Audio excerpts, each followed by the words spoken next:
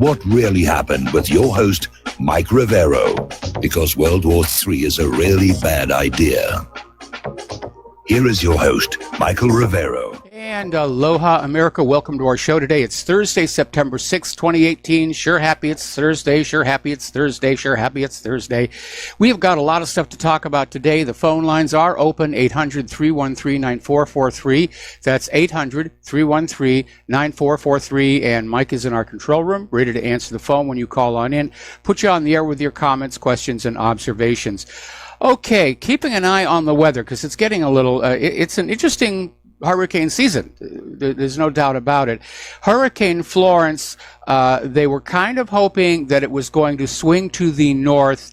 It has not done so, and now it looks like it's going to impact somewhere along the eastern seaboard, somewhere between Georgia, Carolinas, Virginia, could even hit Washington, D.C., and depending upon the strength of the storm, that could be a problem because don't forget that Washington Monument was weakened by that fracking-induced earthquake a while back. So we want to keep an eye on that. So you've got about a week to get prepped, and don't wait until the last minute.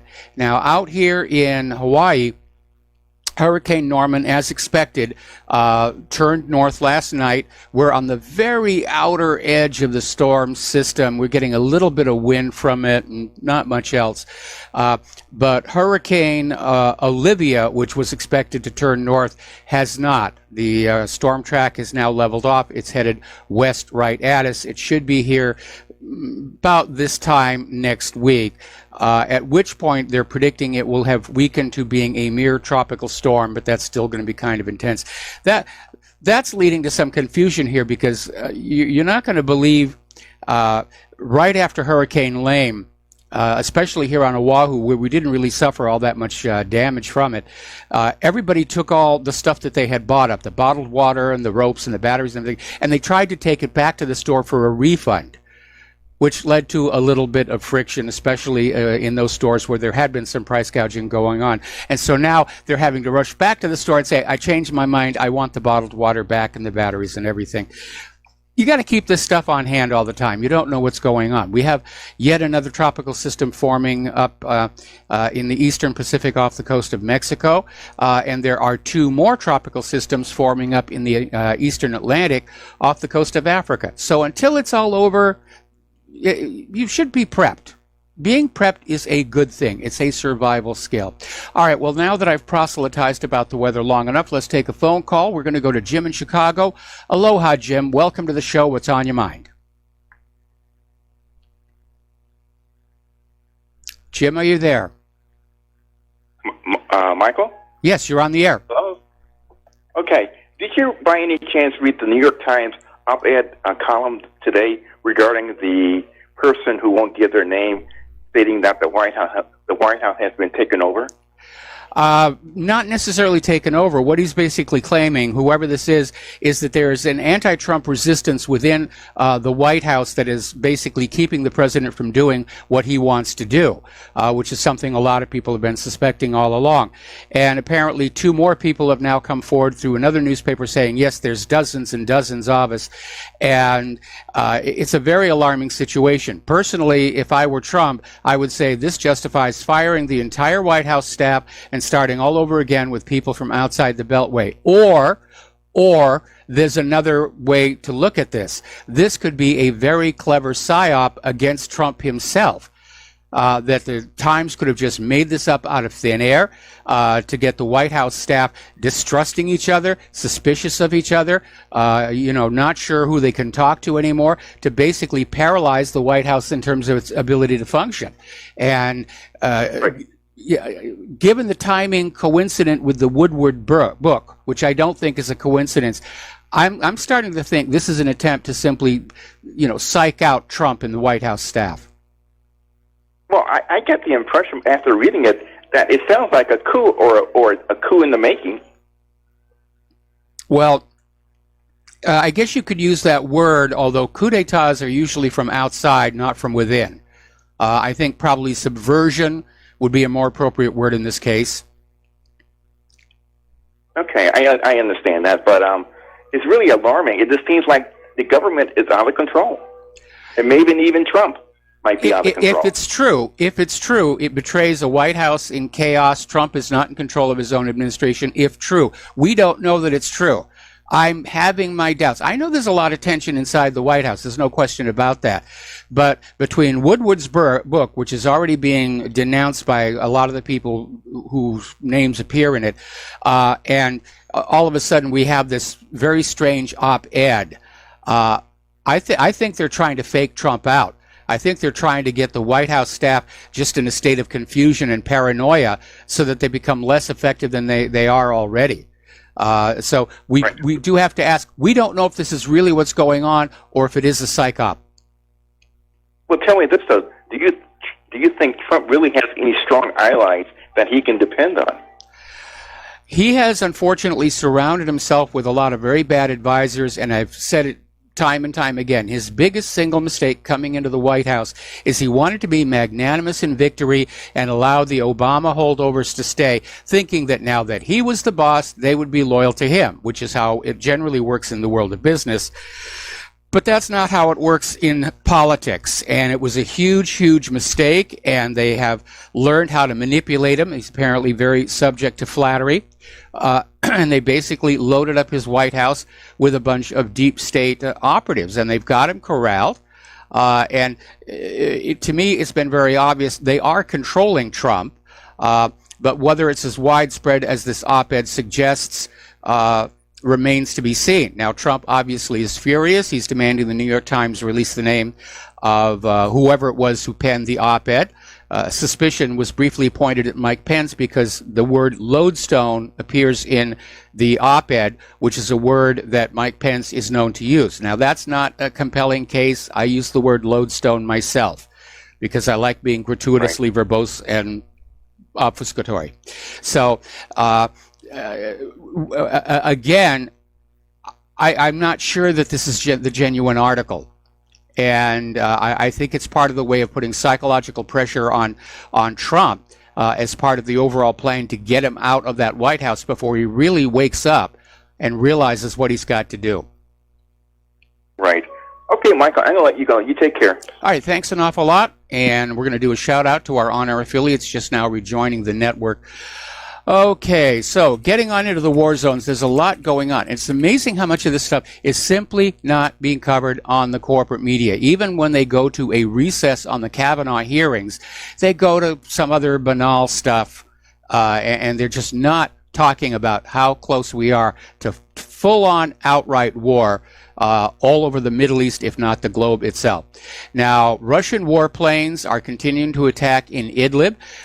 They destroyed the factory where the U.S.-backed terrorists have been assembling their unmanned aerial vehicles that they have been launching into the areas of Syria under the Syrian government's control. And apparently they just took it down. And they're saying they're being very careful to only hit military targets in Idlib. Of course, the U.S. and Europe are out there saying, oh, my goodness, Russia just blew up 512 hospitals and orphanages. What will we do? What will we do? And so it remains to be seen what they're going to do. And we'll get back to that in a minute. But first, I want to take a phone call. Aloha. Welcome to the show, Steve Elkins. And what's on your mind? The connection what Robert Mueller has in mind with Jerome Corsi. I'm trying to figure that one out. Any ideas what he's up to? I think he's looking for anything that can be construed to prove that Roger Stone knew of this Trump Tower Russian meeting earlier than reported. And then he's going to use that to pressure Roger Stone to try and flip on Donald Trump. It's flimsy. And it really indicates a degree of desperation on the cusp of madness.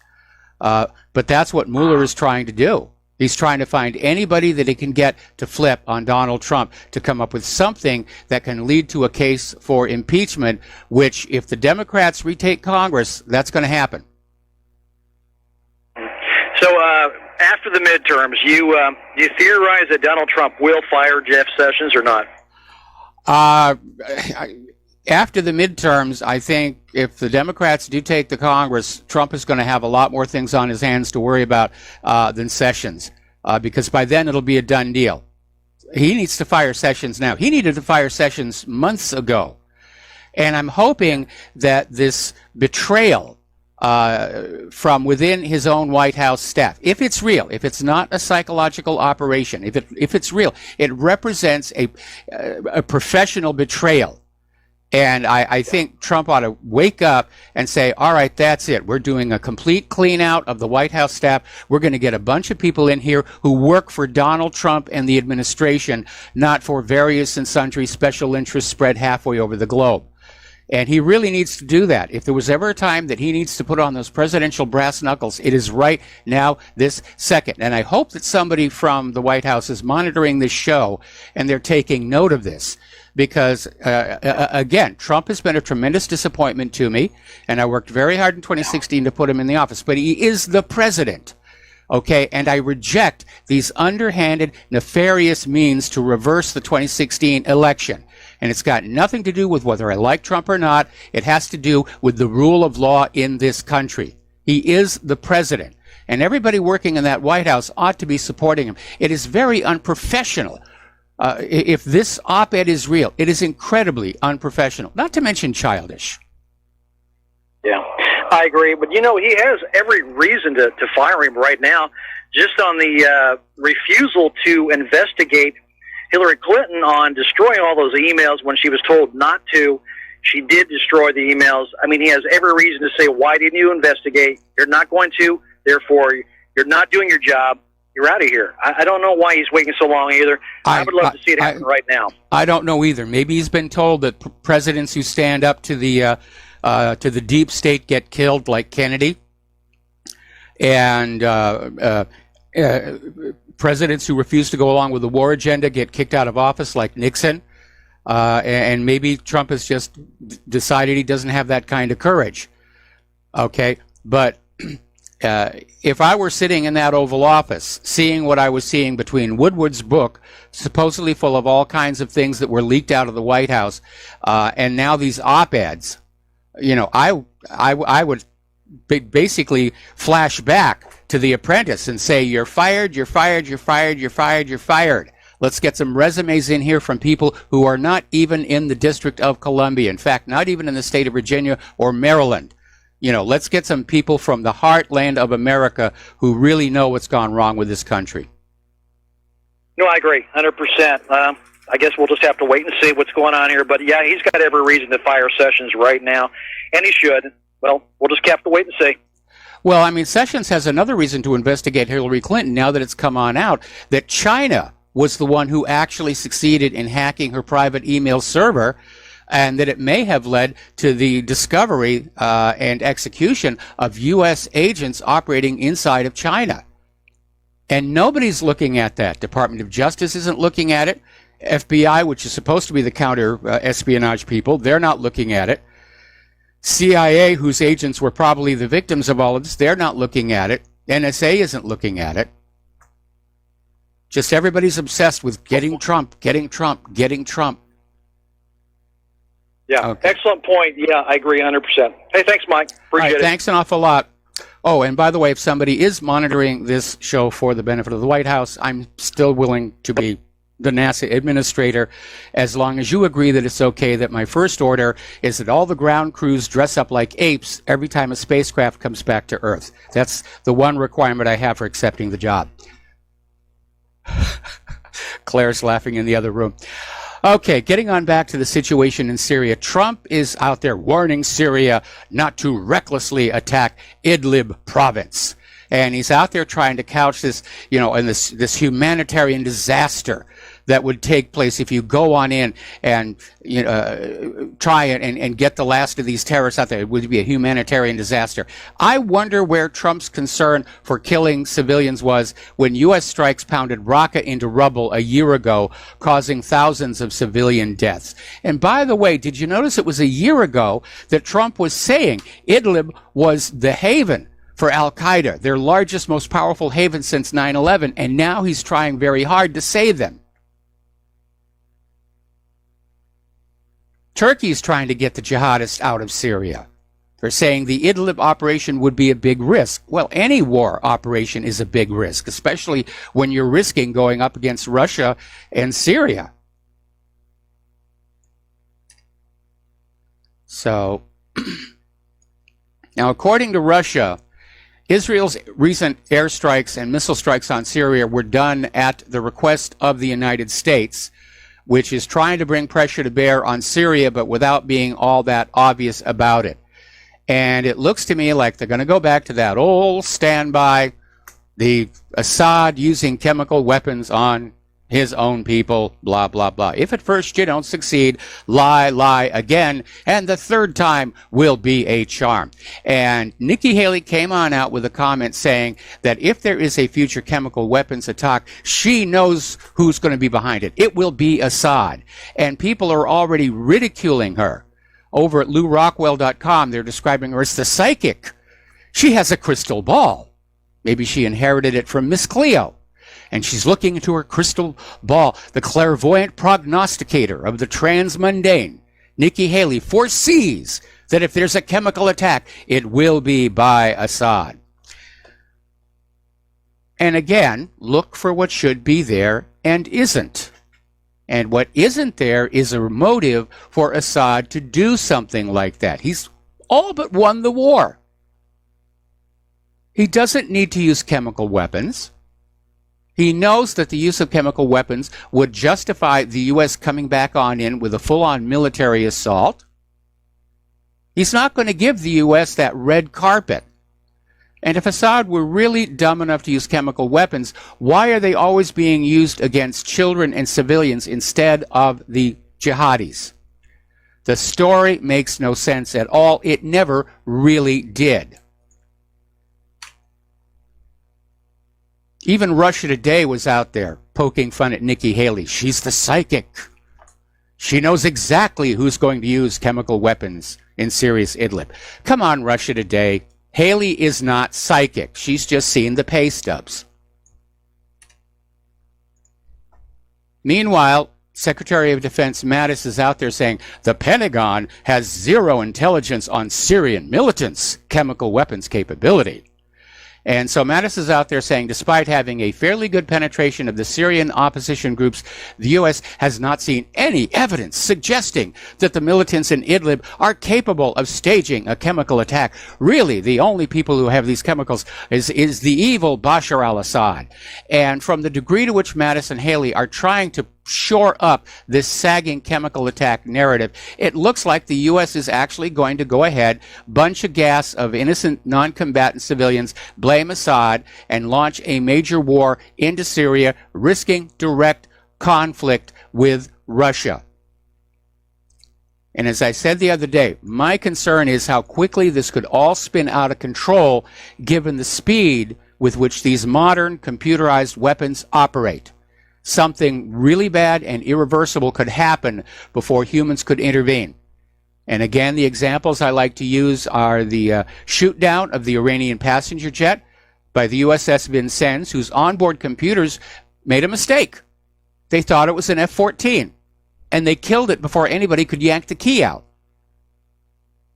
And I think that's exactly what happened with TWA 800. The automated system made a mistake, locked onto the wrong target, and blew it out of the sky before anybody could intervene. The same thing could happen here. This is insanely, insanely dangerous. Meanwhile, and coincidental with all of this buildup in Syria, Britain is pounding on the Skripal case again. They're upping the ante, as it were. And Moscow saying it's just another cocktail of lies timed with an Idlib false flag operation. The thinking is that if we all believe that Moscow killed Sergei Skripal or poisoned him, we won't believe Moscow when they say that the chemical weapon attack in Syria is a false flag. Well, we don't need Moscow to tell us that. I've already explained the logic behind that. We got to take a break for commercials, and we'll be right back with a phone call. Aloha, America. Welcome back to our show here, and we got some callers waiting on the line. So let's start with Mark in North Carolina. Aloha, Mark. Welcome to the show. What's on your mind? How you doing, Mike? Mike, I had this morning. I was listening to Real News for a while with David Knight, and he was going over, the suspects who wrote that memo or whatever it is that came out of the White House, and he comes to the conclusion, and I kind of think he's got a good source, and it's Nikki Haley, because Nikki Haley has been, was a never Trumper before. She is very much anti-Russian, anti-Assad. She's a wall hawk, and she's been pretty much within the White House structure since Trump took office, and she's and a lot of the stuff that came out in that memo evidently was in not memo that whatever it's called. Anyway, that a lot of that stuff basically pretty much quotes her. So I think, but my own opinion is this: I think she might have been behind it, but I think Pence might be controlling this whole thing. I think Pence is a dirtbag. I think he's a dirtbag from the get-go, and I believe he's the one who really stabbed Mike Flynn in the back. Remember, he's the one who said Mike Flynn lied to him, whatever it's supposed to be. Trump should have gotten control when he first took office. I agree. I absolutely agree. Nobody should have touched Flynn. He should have been directly working with Trump, exposing the deep state, exposing the weapons being given to jihadists by the CIA, along with the CIA. This is what Flynn knew where all the bodies were buried, and he should have been given carte blanche to work with Trump in getting the perpetrators to trial. They should have been arrested. Even if that had to go right up to Obama, or even further than that, even if it had to go to W. Bush or somebody like that. And Mrs. Flick, Hillary, the whole bunch. Flynn knew where the bodies were buried. Mark, unfortunately, what we're seeing here, and I think what Trump is having to deal with confirms it, is that the U.S. government has become too corrupt to ever correct itself from within. It will never allow reformation from within. It's going to have to be allowed to collapse, and then we're just going to have to start over from scratch, start with the Constitution, the first 13 amendments, and build up from there, and make sure that we build into that new Constitution absolute rock-hard safeguards against the kind of things that allowed our government to be hijacked by big money interests. So instead of just having ordinary laws on campaign donation limits, they should be hard-coded right into the Constitution itself. Just common sense things like that. Let's learn from the mistakes the Founding Fathers made by their omissions. But again, it was 270 years ago. They reasonably could not foresee just how powerful corporations were going to become and how powerful their influence would be. So it is time for an updated Constitution, but it has to be written by we the people, not the professional politicians. Well, I agree with you for the most part, but I do believe something could be done, but you need a very strong, gutsy president to do it. Now, what Trump could and should do, I doubt he will do it, is declare some kind of modified martial law. In other words, not complete martial law over the country, but over the Capitol district, over the Capitol, and he should over federal agencies, and he should use federal troops, not police, not agents, but actual federal troops loyal to him, to raid the FBI, CIA, Justice Department, IRS, and whatever else needs raiding. Seize every computer and every record they have. Start firing these people. Mark, there's only one. There are two problems with that. There are two problems with that. First of all, posse comitatus. Technically, he could use the Marines because they're exempt from posse comitatus. But the other issue is, Trump can't just do that himself. He would need the cooperation of the top leadership of the military, and he doesn't have that. They want more wars, and they're not going to go along with upsetting a system which right now is just feeding them trillions of dollars to play with. Some of the military, I believe, are behind him. If you remember when Obama was in there, when they were going to bomb Assad the first time, when it's so-called chemical weapons, the troops started rebelling, and even the generals, some of the generals, including, by the way, Flynn at the time, told Obama, "Don't do it. We're not sure if they were afraid even at that point of a possible military coup, or at least military refusing to go along with these orders. So I think you do have some generals that are loyal. He's got to know who they are, and if they're not generals, he can promote colonels. He could promote anybody he wants in the military. He could promote a sergeant major or a first sergeant to or a master sergeant to general if he wants to. As commander-in-chief, he does have the authority to start firing the generals. He really could do it. But that basically could lead to a situation where all of the generals and military forces who are not supporting him would fight back, and then you've got a civil war in the streets of America, which is something I'm really opposed to. It's bad for tourism, and it's really rough on the landscaping. Mark, I got to let you go. We got to take another break. All right, I'll hold you over for one more thing, but keep it short. We'll be right back. And aloha, America. Welcome back to the show. And we're still talking with Mark in North Carolina, and you had one more thing you wanted to bring up. I just wanted to say, Mike, that as far as I'm concerned, I think most people are concerned, a civil war would be far better than having a nuclear war. A civil war would be won very quickly, I believe, by patriots, because they haven't been in the military. The majority of the military would support the president. Maybe not the top generals, but that doesn't matter. The general is basically mostly incompetent anyway. Most generals don't get ahead because they're good. They get ahead because they got their heads where. Yeah. Most, not all. And I believe patriots in this country would end a war like that very quickly, including the armed citizens. The Second Amendment would come into being. I don't think these deep staters would last very long. And it's certainly better, like I said, I don't want to see it happen, but it's certainly better than having a nuclear war. Well, the best option of all, the best option of all, the one with the least bloodshed, is a collapse of the U.S. economy and a collapse of the U.S. federal government, which I think is coming. I'm seeing all the symptoms of a Soviet Union-style collapse of this central government, and because I do not want to see bloodshed in the streets of America, or for that matter, anywhere else, I continue to counsel patience. And I know a lot of people are angry. I hear that anger building every single day. I see it in the emails. I hear it in the callers to the show and everything. But let's not make a rash decision here. I agree with you. The vast majority of rank and file military people might side with the president because all of the military people I know do tend to be strict constitutionalists. But don't forget, part of basic training is also to condition them to obey their superior officers no matter what. So the question would really come down to how much of the command structure would be on Trump's side and how much of the command structure would be on the side of the deep state. And if it's pretty much balanced 50-50, then you're talking a really serious major civil war, and it would not be over quickly. It would be 4 years maybe. If the economy crashes, you might see more bloodshed than the kind of a civil war you're describing.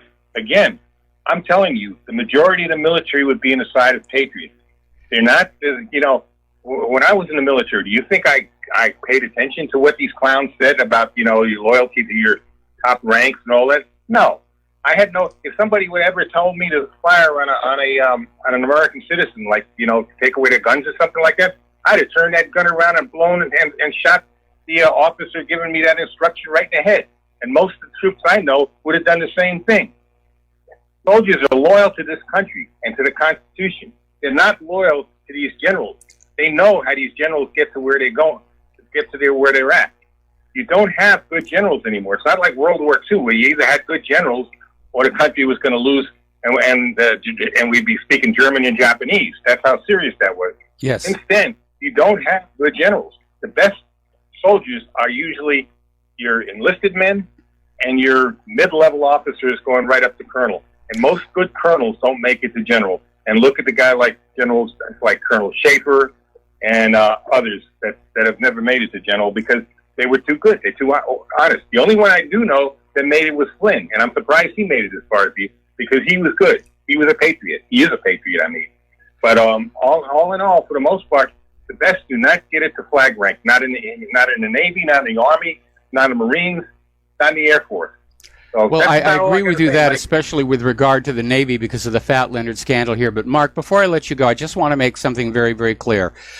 Call me an optimist. I still think there is a way out of this mess that does not involve either a nuclear war or a civil war, and I'm going to continue to pursue that path. I'm looking for a Gandhi-esque solution to all of this, and I reject this idea that it's time to start pulling triggers. Because from my estimation, the ordinary American citizen, even though they have guns guaranteed to them by the Second Amendment, the ordinary American population, I don't think they're ready for a violent revolution.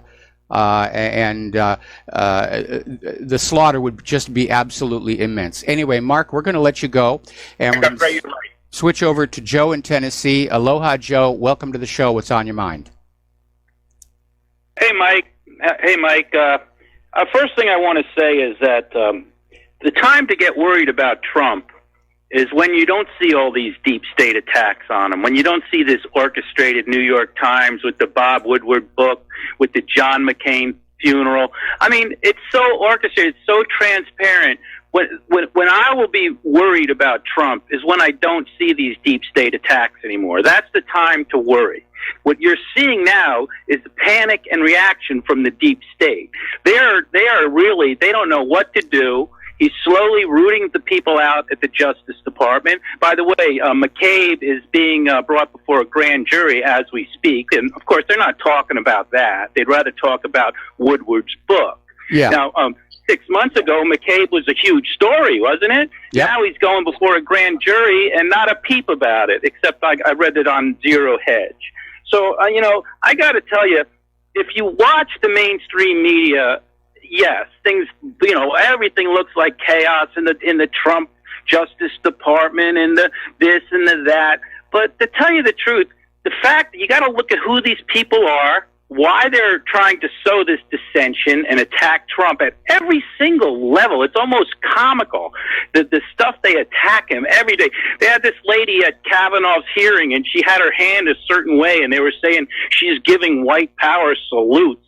I mean, they are so really, and it turns out she's Mexican and half Jewish, and they're just so unhinged that really, to me, I think it's all very positive as a Trump supporter. I'm very happy that these people are still going absolutely nuts. It tells me that he hasn't made a deal with them, that he's still attacking them, and that he's still got a lot of power, or they wouldn't be so hysterical about it.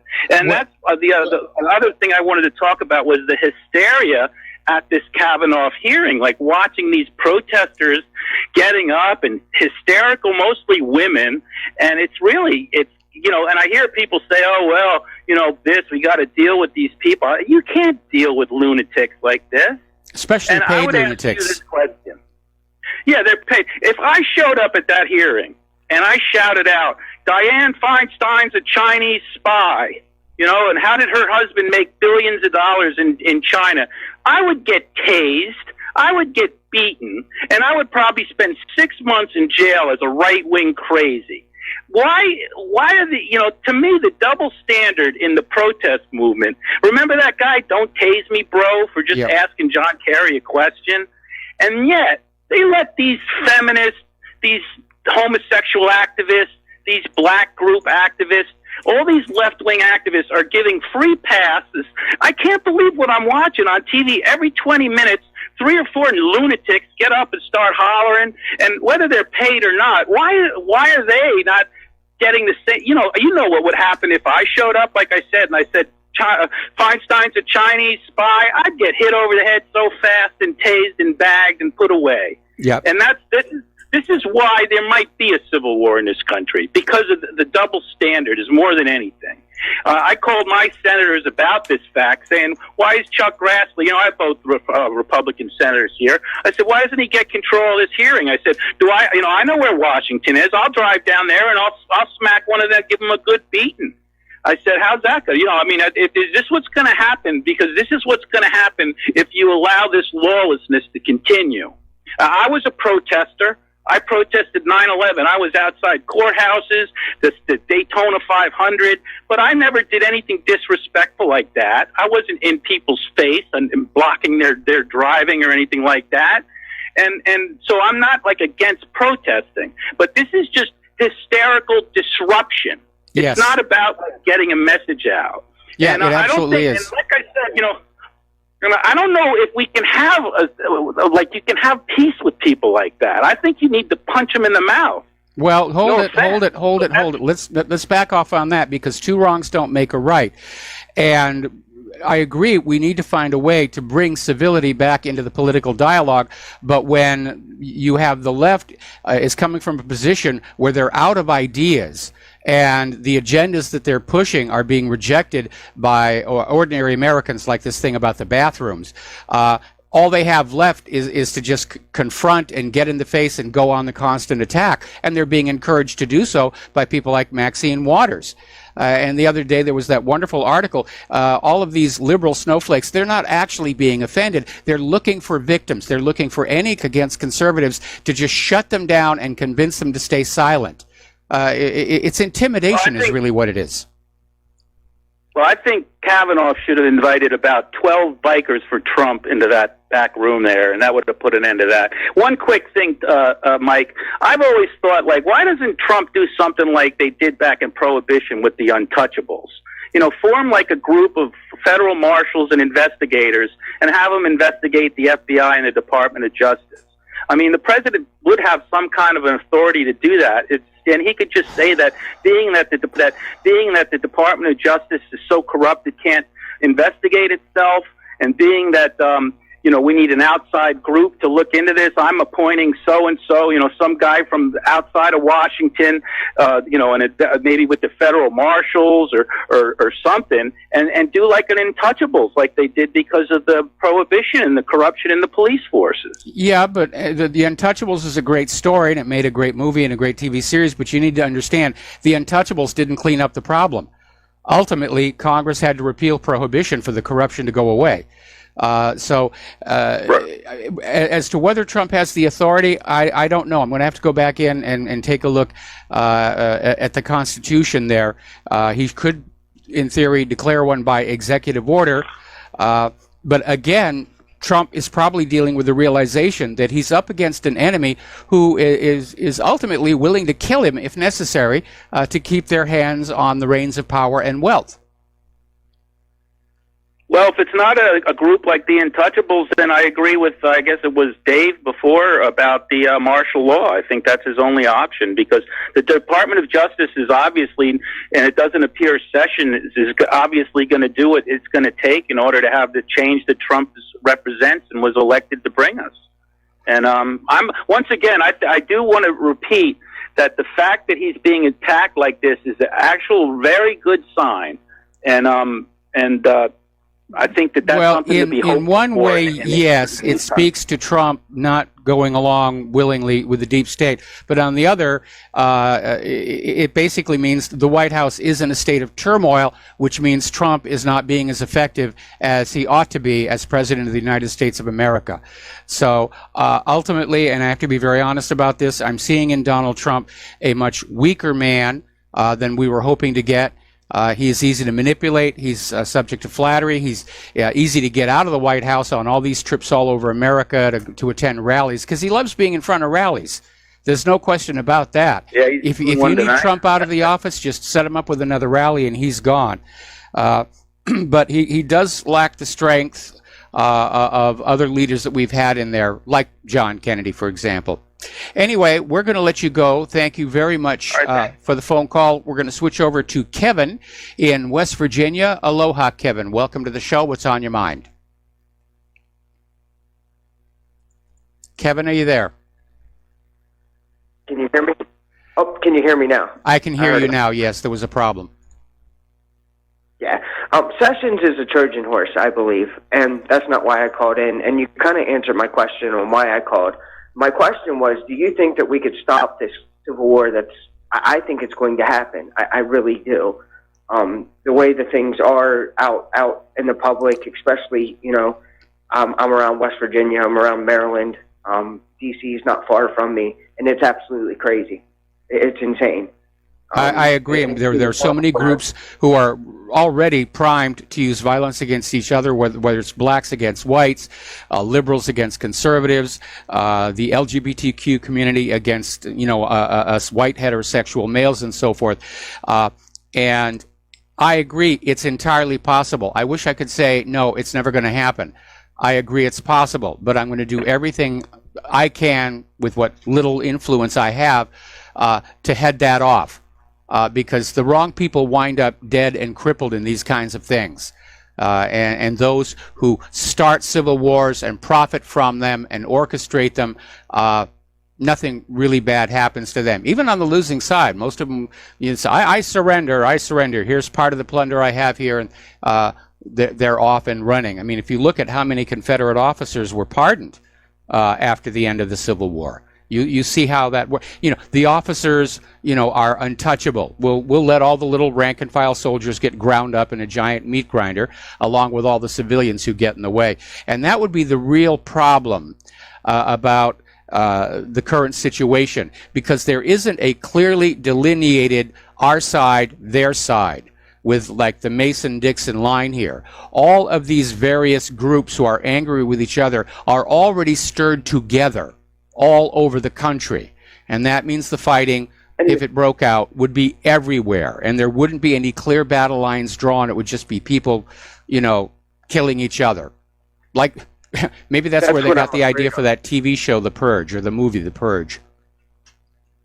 I think it was, and I hate to say this, sometimes I ask the question, does art imitate life, or does life imitate art? I'm still pondering which way that goes, because I guess it could go either way.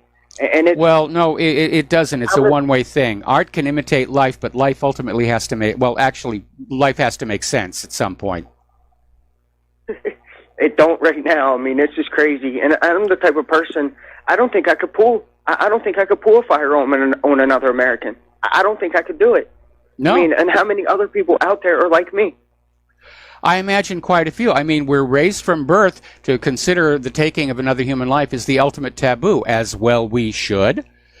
And I think before anybody starts talking about civil war, they should be looking in a mirror and honestly saying, could I actually get up there and pull a trigger on another American citizen, regardless of what race they are, color, orientation, or anything? It's another human being who salutes the American flag. Can I honestly pull a trigger on them? And if you can't, then you sit down and you start thinking about non-violent ways to bring about change. And that's what we all need to do right now. We all need to do that, because this is going to get out of hand. This is going to get crazy, and we haven't seen anything yet. And I'm really afraid, what are we, 59, 60 some days outside of the midterm? Yep. I think something's going to happen before then. I'm really afraid. I think you called it the other day. Will America nuke itself? Absolutely we will. Absolutely. And that's what I'm afraid of. Obama said it, a nuke going off in a big city like New York or something. All right, well, listen, thank you very much for the phone call, Kevin. We got to take another break for commercials. We'll be back with more phone calls after these few words. And aloha, America. Welcome back to the show here. And let's see, our next phone call is going to be Fran in Washington. Aloha, Fran. Welcome to the show. What's on your mind? Aloha, nui nui, Michael. Aloha, nui nui. Blessings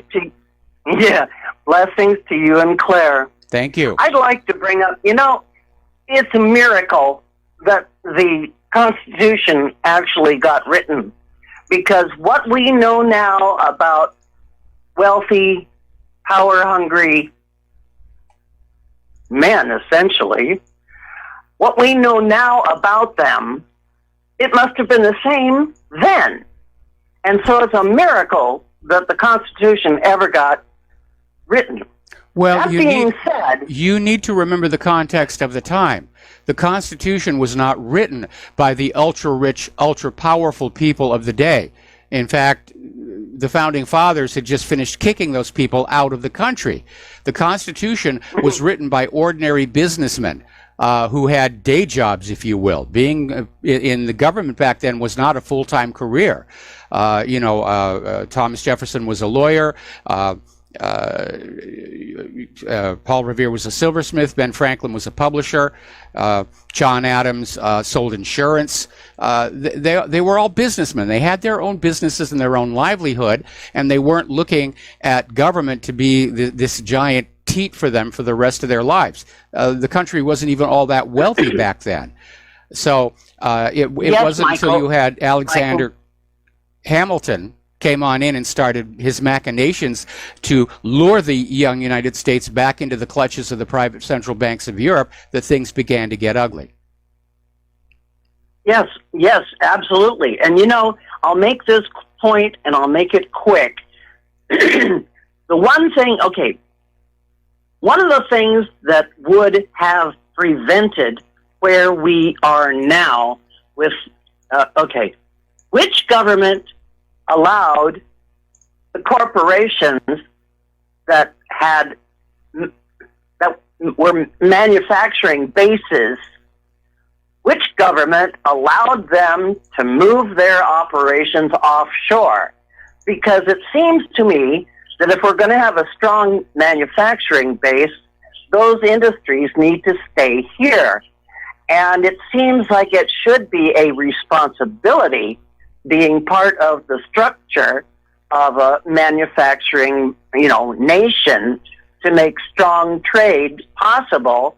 That should never happen. Those industries should not have been allowed to go off our shores. That being said, I think if we fall apart, one of the things we should do in the future then is to recognize when a manufacturer has a responsibility for the security of the nation and stay put. Well, actually, it's the government that has that responsibility. Corporations are going to behave like corporations, but in our case, over the last 30 years, the government let us down, and they simply went with, whoever gives us the big campaign donations, we're going to loosen the rules and let them offshore. Anyway, Fran, got to let you go, got to do station identification, and we'll be right back. And aloha, America. Welcome back to our show, hour number 2. The phone lines, well, actually, we're going to take a few more phone calls, and then we're going to close the lines because I'm way, way behind on the news here. So let's go to Mike in Kentucky. Aloha, Mike. Welcome to the show. What's on your mind? The topic of Civil War stuff. Methinks the lady doth protest too much, like the previous caller was pointing out. A lot of this stuff would seem to indicate that they don't want to. They want to do everything they can to get in the way of whatever Trump's agenda is, and I keep seeing, further. I wish I could find somebody that's got access to Pacer so I could confirm some of this stuff that's being thrown out there, screenshots or claimed screenshots and all these indictments. But I think, unfortunately, a civil war would not be allowed to happen if the United States goes into some kind of what looks like an extended period of chaos. I think the world community would probably try to demand some kind of stabilization force be brought in. I mean, even if that's one of the big strengths that America has is such a vast land. There's no army in the world that can occupy America, but yet we've got all kinds of vulnerable infrastructure. And what I kept hearing when Kim Jong, this crisis with North Korea and their nukes and their missiles and all this stuff, I actually heard somebody say, well, he doesn't have a re-entry vehicle, so he's not going to be able to nuke a city. Well, obviously not. I mean, he doesn't need to if he was that stupid. If he wanted to pop something up over California or Colorado, just like what happened in Hawaii, as you know. Yeah, when they put a nuke up about 400 or 500 miles, you're going to take down huge swaths of the electric grid. People's cars won't start. It'll probably take down a lot of people's cell phones and all kinds of stuff. I don't even think they know what could be taken out by an EMP at 400 or 500 miles. And you can imagine if the Israelis had some kind of covert devices that could be launched from fake satellite trucks or some conspiracy theory, they could go and do the same thing. If it looked like their lapdog was going out of control, they could pop one of those and blame it on anybody. All right, well, let me back up here a little bit, because in the event that Trump were to attempt to use the military to reimpose order, and if the other half of the military were opposed to him, we're going to have a civil war. And I think the rest of the world would probably just sit back and let us have at it for a while until they figured out which side was likely to win, and then they'd come in and support that side. for the best post-war It's entirely possible, but what I'm thinking deal is, that they though, could. Can you let me complete my thought? Because there's go a ahead. factor that you left out. There's a delay in the phone. I understand that. Delay. I understand that, but here's the factor you left on out. The United States is a nuclear-armed nation, and depending upon which side, the pro-Trump, anti-Trump side, gets control of those nukes are there to deter aggression from outside, and they work very well doing that. And so that's why I don't think we would see the international community. I'm sure the United Nations would get up there and say, stop it, all of you, you're behaving like children, and they'd be right. But I don't think there would be a serious effort to try and invade the continental United States of America. Okay? Well, the infrastructure that they would be concerned about guarding would not be the missiles, I don't think, because if you remember your Dr. Strangelove, what was the big thing about the Soviet Union? And we were in the height of the Cold War. We had the bomber gap, the missile gap, and all this propaganda to prop up the boogeyman of the Soviet Union. We've been sitting here for probably, mid-70s, 80s, 90s, 2000s, probably around 20, almost 40 years. They've had enough stuff sitting around here that if a solar flare or an EMP happened within a few weeks, the amount of smoldering Fukushima stuff that would go around the Northern Hemisphere is an existential threat to most of civilization. I agree. So if they saw that the United States, and I think a lot of these world leaders and stuff know this, that America has in effect a de facto doomsday weapon, if they saw America falling into chaos, they would probably get in the United Nations and the League of Nations, and they'd start calling for some kind of stabilization force to be implemented, and would probably put some pressure. You know, they've got us by the short hairs with this fake dollar too. I mean, if they, how many of these countries have started selling off market U.S. Treasuries? Like they've been laundering a bunch of it through Belgium for years. Well, Russia's dumping most of their treasuries. A lot of other countries are following suit, and they're stopping the use of the U.S. dollar. Anyway, getting on back to the situation, again, looking at the strategic realities, were there to be a significant civil war in the United States, I don't see the rest of the world as willing to risk a nuclear strike to come on in and sort out the mess. In fact, if anything, I think probably most of these other nations that have been abused by the U.S. government in recent times would sit back and say, finally, they're getting what they deserve, and we're not going to have to deal with their bullying any longer. So anyway, thank you. I think it would be real easy to reorganize again under bankruptcy, because basically that's what they've done how many times. After September 11th, they shuffled everything around under Homeland Security and reorganized the entire bureaucracy. And at one point, didn't they even switch the flags on the uniforms from one shoulder to another? I really don't know. Anyway, I need to let you go because we've got other callers waiting on the line, and I need to get through them and get back to the news. Mike in North Carolina. Boy, you've got a lot of mics here. We've got 4 mics here. Does that beat 2 of a kind? Anyway, Mike, North Carolina, what's on your mind? Well, I've been hearing everything about Trump, how things are going, but I just see more refugees on the bus and in the library and at Walmart pushing their kids around. And I don't know. It seems like we're still threatening Syria, and it sure seems like everything is just, it's an illusion or it's like a ruse. I don't see a whole lot of things that are really that much different. And so that's just all I got to say, I guess. Well, again, we're dealing with Trump has been successfully collared, if you will, and controlled. And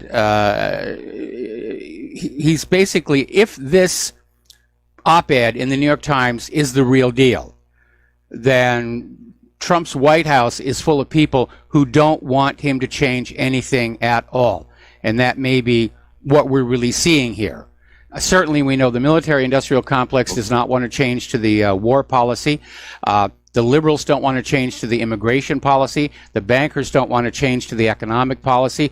They all love things just the way they are because it works for them. It gets them what they want. And the fact that we, the American people, are ultimately paying the price for all of this and we're not getting what we want is completely irrelevant to them. But the anger is building in the population, which is what's leading to people like some of the previous callers. You're saying, you know, civil war may not be a bad idea. And on that point, I disagree. Okay, it may in fact happen. I can't rule it out, but I'm going to try and find a way through this that doesn't involve a lot of ordinary Americans out there having at each other. Well, I don't know about civil war. You know, I've seen there might be some violence breaking out in certain parts of the country, but I don't think anybody's going to organize and conscript anybody and issue weapons and advance troops into certain areas. People are on their phones too much. Americans are living too well still. You know, they're far from getting in any kind of organized,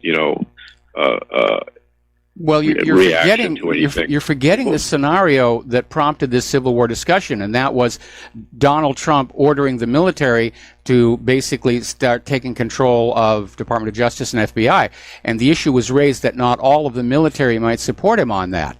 And if you have the military split against itself, that's a civil war with all the bells and whistles, including uniforms and weapons and formations and a command structure and all kinds of things that I do not want to see happen. Anyway, Mike, thank you very much for the phone call. We're going to let you go. We're going to do a shout out to our honor affiliates just now rejoining the network. We're going to take one more phone call, then we're going to close the lines because I'm way behind on the news here. All right, so Brian in Canada, aloha. Welcome to the show. What's on your mind? Hey, Michael, long-time listener and first-time caller, and I just want to say thank you from the bottom of my heart for everything you do. I've been, like I said, listening to you for 4 years now, and basically, you woke me up, and I'm sure you've woken a lot of other people up, and just what you do is fantastic, and I hope you keep doing it. And if YouTube or whatever the powers that be kick you off, find another platform because we will follow you all the way. Well, thank you very much for the kind words here. And yeah, Claire and I are going to keep doing this as long as we can or as long as it's necessary. And I'll be very honest. Way back, 24 years ago, you know, I thought this was just going to be a kind of a short-term project, that we were going to get justice in the murder of Vincent Foster. The government was going to stand up and say, oh, yeah, we got some bad people inside the government. We're going to start prosecutions. And that would be the end of it. And I'd go back to movies, and Claire would go back to her music, and life would go on as it did before. And unfortunately, the lesson of the last 24 years has been that our government is so unbelievably corrupt, far worse than anybody could have imagined in their worst nightmare. And the more we dig at it, the worse it gets. Yeah, and it's probably true for like all Western countries. All our governments are taken over, and what we just get are the MSM spin and the lies, and just keep the the storyline going. But I just wanted to back up. Why I called was when I was a kid, my dad used to tell me, if you want anything of quality, buy it from the USA. And I was just, 6, 7 years old, and he used to tell me that, and I didn't think much of it. But now he's passed away, but I still have a lot of his tools, and he has a level, 16-inch carpenter level, cast iron, made in the USA. And this is probably, we're going on 50, 60 years now, and I still use it. It's amazing. I might need a little bit of spit and polish on it, but that's the way things were back then. And as you have reiterated so many times that you don't manufacture anymore. And another point is, like, I've got a million points, but I bought 2 razors now, and the batteries, they crap out. You can't replace them because they're these funky, stupid batteries. And you have to throw the thing out, and you have to buy another one. Yep. Same thing for microwaves, washing machines. Just go down the list. It's just crazy. It's planned obsolescence, and the idea is to keep us spending our money to buy the same thing over and over and over again because it's more profitable for the corporations.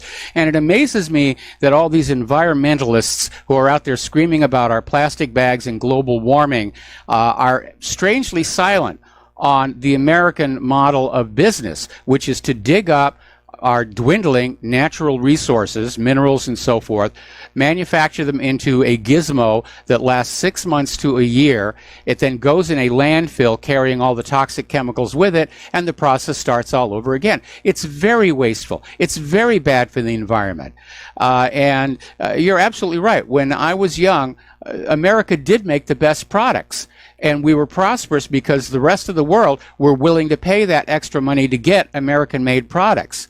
But as American corporations decided to value engineer their products to maximize profits, we lost that edge.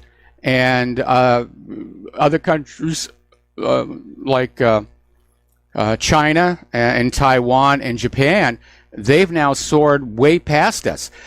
They've got, millions and millions of manufacturing jobs, good paying manufacturing jobs using technology that was invented in this country and foolishly allowed to leave.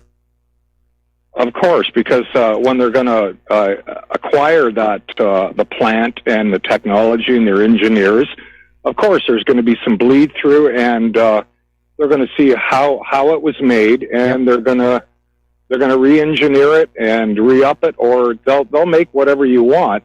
But I guess my final point is that we should just, like you said, do the Gandhi approach, back away from the system. Don't buy, like your caller, I forget, somewhere there, talks about Walmart all the time. Don't buy from there. Don't buy from Amazon. Don't buy from the big conglomerates. Just shop local. Mm-hmm. Support your local business, and do that. And then at the same time, call up your congressman, your people, and just tell them, what your concerns are, and just back away from the system. I think that's the best thing, because we have the numbers.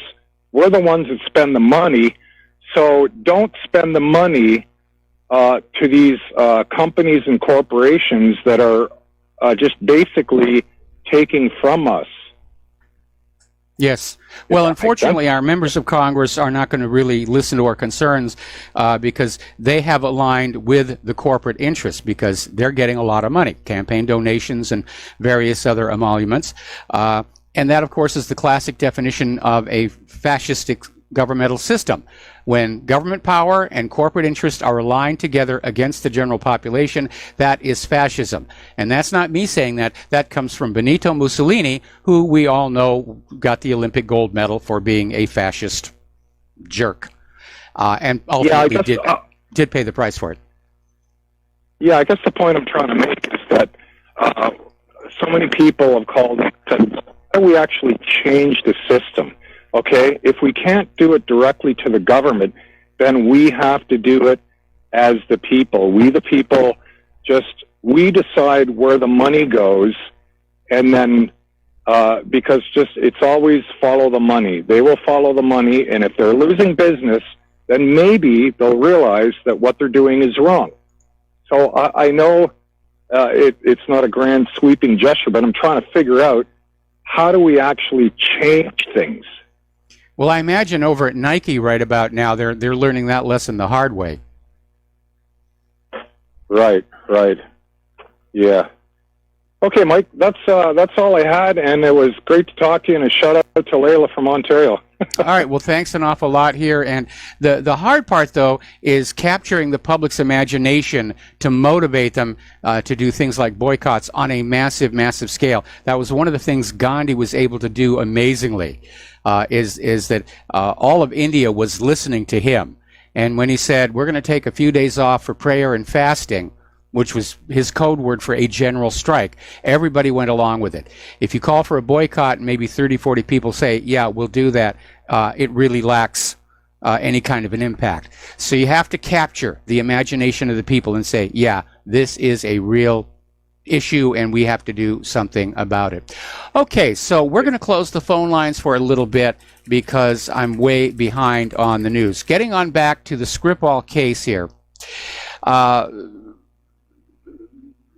Russian diplomat, Vasily Nebenzia, is saying that all of these British allegations are a cocktail of lies, and say they have there's no connection between Russia and what happened in Great Britain, and said that the promised breakthrough in the case turned out to be disappointing, and simply continued a pattern of baseless accusations against Moscow by the British side. And the British stated the two suspects most likely used aliases when entering Britain, which begs the question how anybody knew that they were Russian nationals, let alone agents of the Russian government. You can't have it both ways. And the British authorities are refusing to hand over to Russia what information they have on the suspects, including their fingerprints, which they had to provide to get a visa. And obviously the fingerprints would make it possible to identify these people and find out who they really are. But London is stonewalling on this. So it does stink. And there are all kinds of inconsistencies in the narrative. Now, this so-called breakthrough consists of these closed-circuit TV camera images of these two guys who look like they were sent over from central casting to be Russian villains in movies and TV shows. We do that, comrade. And they just have a bunch of pictures of them arriving, walking around. No pictures of them anywhere near the Skripal residence. It's all by implication. And there's a little wrinkle in the pictures that I will elucidate on when we come back from these words from our sponsors. Aloha, America. Welcome back to the show. And we're still talking about the Skripal case and the great breakthrough in the investigation are these closed-circuit television images of these two gentlemen that Britain says entered the country using aliases, but somehow Britain knows they're actually Russian agents without explaining how. And as we mentioned before the commercial break, Britain is refusing to share the fingerprints of these gentlemen from the visas with Russia to try and identify them. Basically, Britain is taking the position of, we've got these pictures, we're not going to try and extradite them because Russia won't give them back to us anyway. Case closed, let's move forward, Russia's guilty. It's a bum's rush here.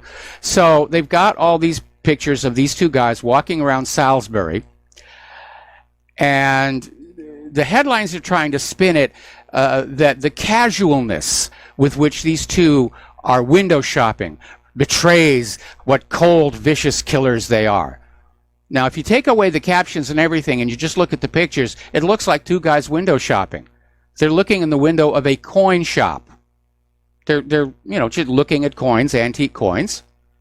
That's what it looks like. And it makes no sense.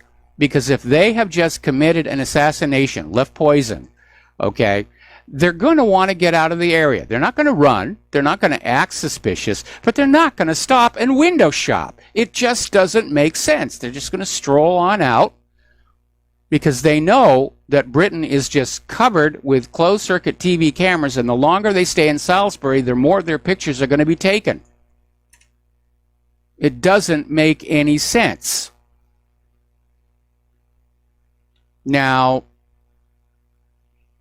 there's also a problem with the timeline, because the official story is that the Skripals touched the door handle at about 9 a.m., which is when they got exposed to the supposed Novichok. But these closed-circuit TV cameras don't show these two suspects showing up in Salisbury until 11:48.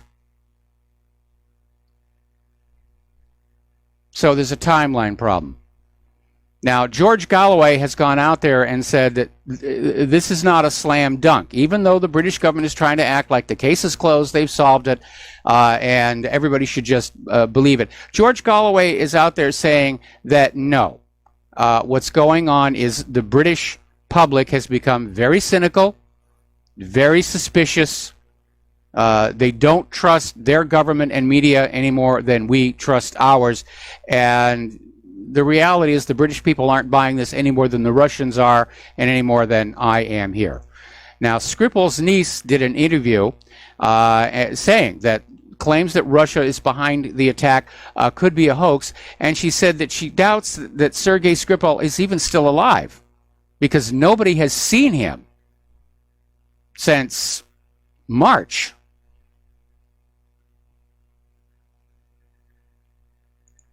So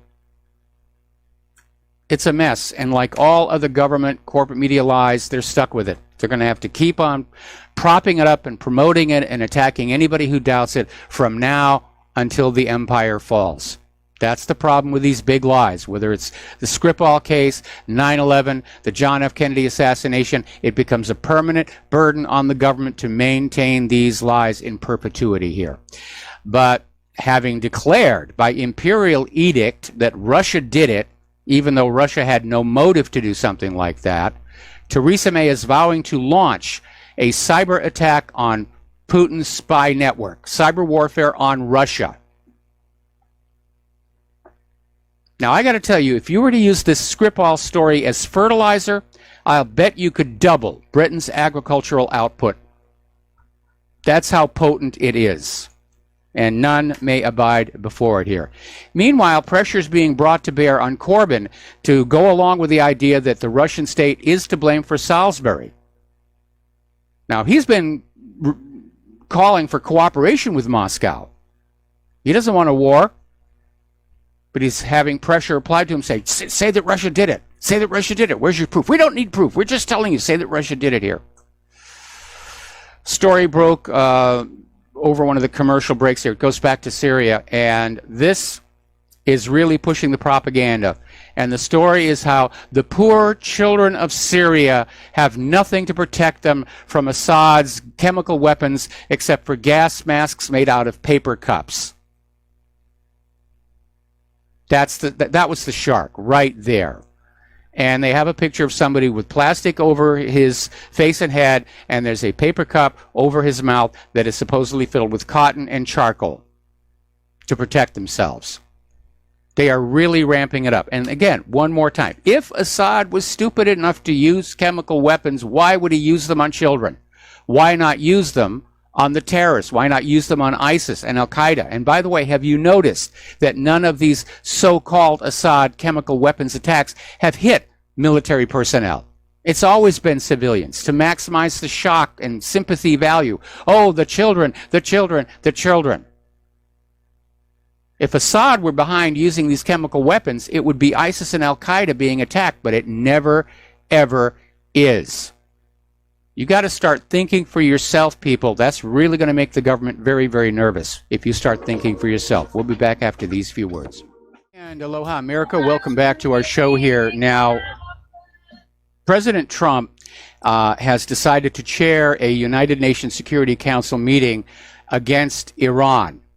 And Iran has come back saying that what Trump is trying to do is divert the world's attention from American and Israeli violations of international law and the very same council's resolutions, which have gone pretty much ignored.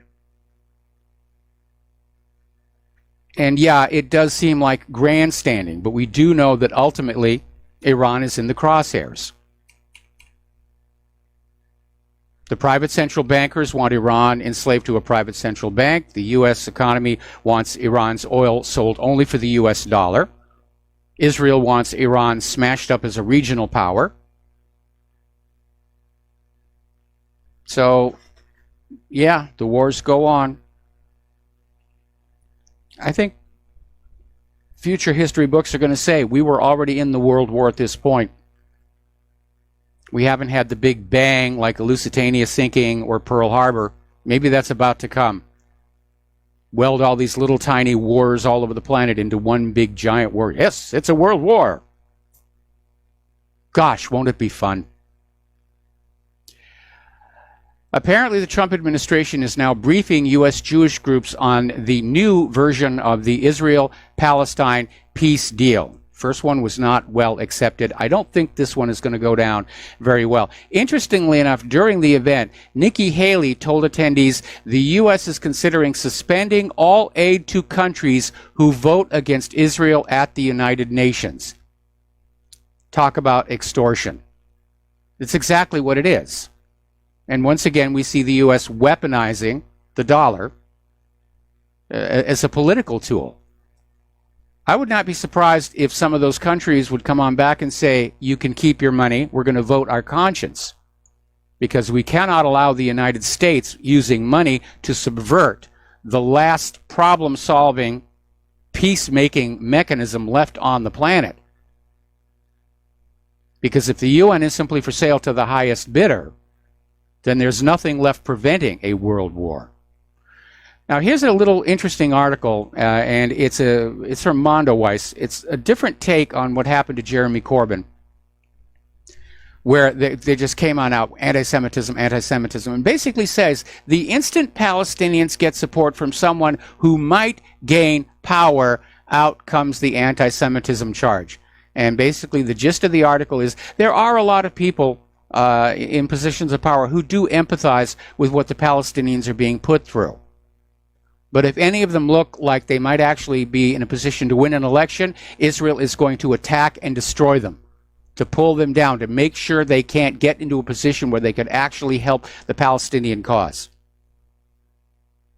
And that was apparently a big part of what was going on with Jeremy Corbyn, along with this forcing the Tories to go along with this ridiculous International Holocaust Remembrance Alliance definition of anti-Semitism. And even the British media is still out there pushing the propaganda that this new definition of anti-Semitism is internationally recognized. Actually, no, it isn't. Very, very few countries have said, yeah, we're going to go along with this nonsense. And civil libertarians are out there saying, this is nonsense. You cannot equate criticism of a government with hate in order to block that criticism. That's ridiculous.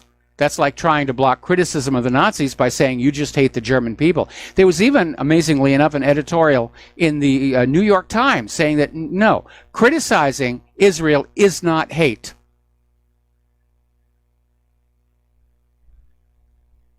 But in the end, the Palestinians have been shafted by the British government, who caved into pressure from the pro-Israel lobby to adopt that definition, saying that criticism of Israel's government represents hatred of the Jewish people. And it's an absurd confluence, and everybody is saying so. And Israel is pushing to try and get this everywhere. They want to basically make it impossible for anywhere on earth to say Israel is doing wrong. And then what will Israel do after that? They will continue to do more wrong, because now they're immune from any kind of criticism. Prime Minister Benjamin Netanyahu has said Israel will act harshly against attempts by other Middle Eastern countries to obtain precision weapons. And he specifically targeted Iran, saying that we're going to prevent Iran and its proxies from establishing a military presence in Syria. If anybody's going to have a military presence in Syria, it will be us, like we have on the Golan Heights. So Netanyahu is out there talking tough and belligerently, and I don't know how serious he is about trying to go on in and attack the Iranian forces inside Syria, knowing that the Russian aviation is there, or if this is a desperate attempt to cling to power, because he's losing popularity, he's dealing with his corruption charges, and there are a lot of ordinary people in Israel who are just saying all of this war stuff, it's very, very tiring. And Israel's behavior, the behavior of Israel's government around the world, is actually making the world much more dangerous for the Jewish people. Now, this comes just a few days after Netanyahu visited the Dimona nuclear reactor, which is known to have a bomb factory in the basement of it, thanks to Mordecai Vanunu, and basically had a veiled threat of nuclear attack, saying, you know, warning Iran and others, Israel has the means to destroy them. Our enemies know very well what Israel is capable of doing. And then he said, the weak are slaughtered and erased from history. He's talking really, really tough. And in a way, he's basically acknowledged that Israel is a nuclear power.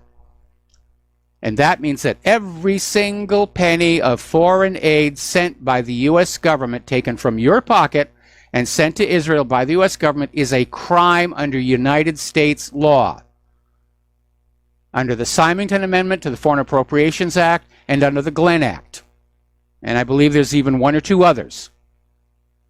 Nations that are in possession of nuclear technology and nuclear weapons that refuse to sign the Non-Proliferation Treaty and refuse to allow IAEA inspections are not allowed to receive U.S. financial aid. Now, the U.S. ambassador to Israel, who very clearly is looking after Israel's interests and none others, is saying that he expects the Golan Heights will be part of Israel forever, which means they're getting ready to basically recognize Israel's annexation of the Golan Heights, even though every other nation on earth has rejected it. Israel wants all that oil and gas, and David Friedman is out there saying, sure, why not? Take the oil and gas, take the Golan, hang on to the illegal settlements. No reason for those people to have to leave there. Apparently, there's been another incident where 117 settlers stormed the Al-Aqsa Mosque under heavy police protection and basically went up to the Dome of the Rock and performed Jewish religious rituals, which, of course, is going to be very offensive to the Muslims. That would be kind of like you in a Christian church if Muslims came up to your church and started doing their religious rituals on your ground. A lot of people probably get very upset about that. But that's it. It's another provocation. They're trying to get the Palestinians to do something that would justify further military action by Israel against them. Now, earlier we were talking about this new peace plan that Trump is trying to put together. And it's not officially out, but some of the details are being leaked. And apparently what is being suggested is that Egypt will take over control of Gaza, and Jordan will take over control of the West Bank. And what this will mean is the Palestinians who are in Gaza and the West Bank will start to diffuse, maybe, into those other countries. At which point Israel can start talking about regaining Gaza and the West Bank, because I don't see Israel giving up any ground whatsoever. They still dream of Eretz Israel. Now, as you know, Donald Trump kicked over a hornet's nest when he moved the U.S. Embassy to Jerusalem, and a couple of other nations followed suit. One of them has had a change of heart. Paraguay has decided no, they're going to keep their embassy in Tel Aviv, and of course, Israel's government is out there screaming, you anti-Semites, you Jew haters, and they have responded by shutting the Israeli embassy in Asuncion and recalling their ambassador. Now, apparently over in Tripoli, there is a ceasefire going on. And there was a joint announcement by the governments of the United States, France, Italy, and the United Kingdom. Interesting how nobody from the Libyan government was involved in this. But inside the statement, there is an interesting quote. We reiterate our strong support for Special Representative of the Secretary General, Ghassan Salameh, as he works to realize an immediate and durable cessation of hostilities in the Libyan capital, which is a critical step to advancing the political process in accordance with the United Nations Actions Plan. In other words, Libya gets puppet rule again. They're getting a newly installed junta.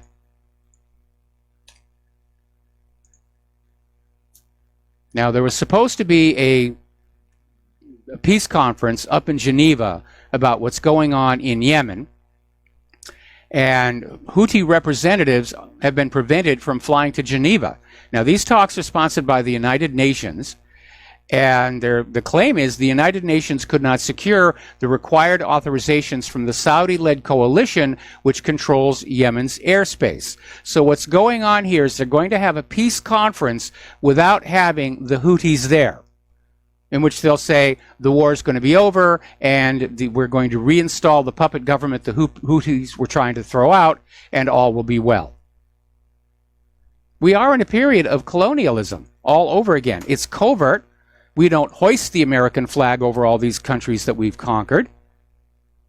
But the real world results are the same. Impoverished people, natural resources stripped, exploitation. Remember Tony Blair? Good old phony Tony Blair. He of the dodgy dossier and other lies about Iraq here. Apparently, his relationship with Saudi Arabia is now under scrutiny following revelations that the non-governmental organization set up under his name has received up to $12 million from Saudi Arabia. Now, $12 million buys a lot of cooperation and bias. So we're actually seeing vast amounts of money at war with each other here.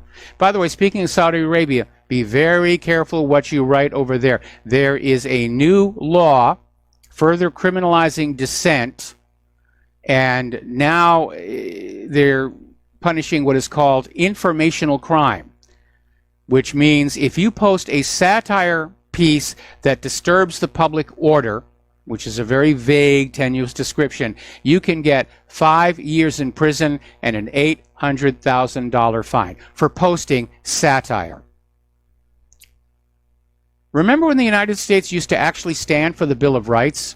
And now here we're all buddy-buddy and friends with all these dictatorships all around the world? Because it makes money. And if it makes money, it's good. And if it doesn't make money, it's bad here. Over in China, a British amphibious assault vehicle, the HMS Albion, 22,000 tons, big ship, carrying a contingent of Royal Marines, sailed past one of the islands in the South China Sea, in the Paracels, and was confronted by Chinese ships saying, "You are in our territorial waters." And the British ship went on its way. There was no confrontation, no conflict, as it were. Part of the problem are the definitions, because the definition of territorial waters varies based on whether it's a coastline or an island or something like that. And right now, the argument is being put forward that these artificial islands built by China do not have territorial waters at all. Now, this is nonsense, because China didn't just create these islands out of thin air. They went to islands that were already there and simply built them up. So the territorial waters rule that applies to islands should apply there. But again, it's another pushing for a confrontation here with China. Does the United States really think it can go to war with all these countries all at the same time?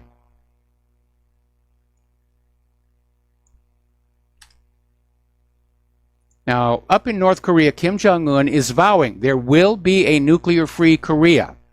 And he's coming up on another summit with South Korea, in which I'm willing to wager a jar of kimchi that they're talking about reunification.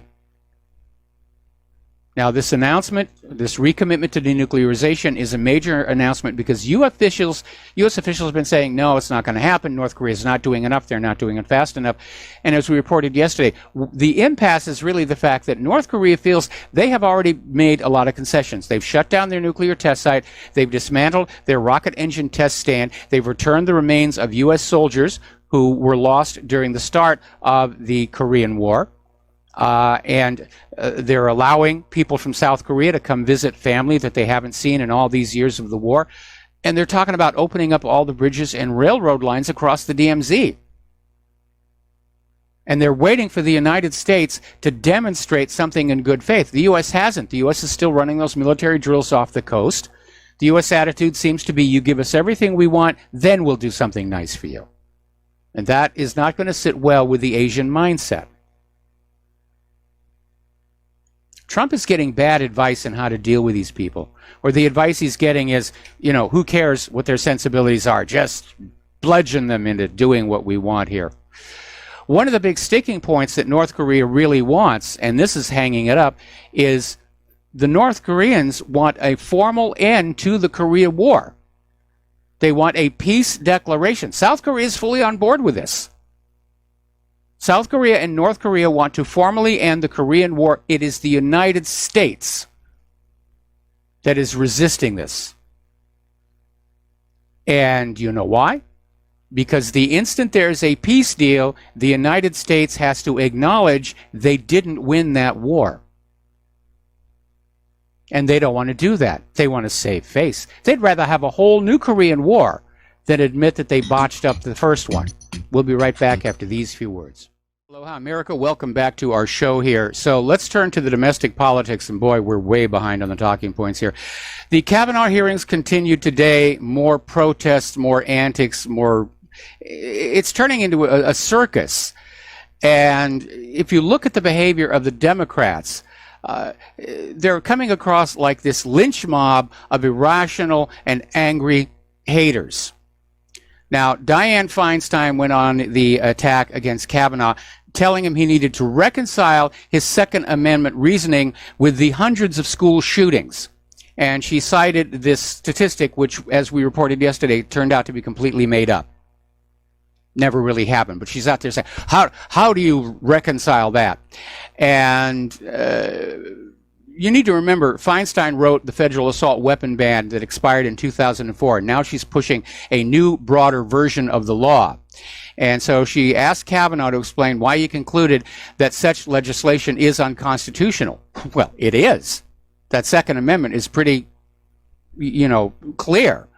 And basically, the shootings are irrelevant to the question of whether banning assault weapons is consistent with the Second Amendment. If you want the guns banned, you have to basically get rid of the Second Amendment. And to do that takes another amendment. And one of the things that really bothers me about the liberals, and especially the liberal Supreme Court, is they really don't have much loyalty to that Constitution.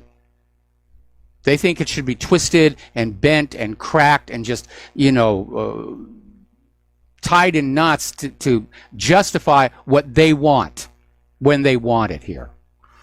Now, Feinstein was apparently behind this little stunt that came out yesterday, where a father of one of the victims of Parkland approached Brett Kavanaugh with his hand outstretched for a handshake, and Kavanaugh appeared to not take the handshake. And of course, the Democrats went ballistic, saying, "Oh, Brett Kavanaugh, how could he be so cruel? This man has lost his child," and blah, blah, blah.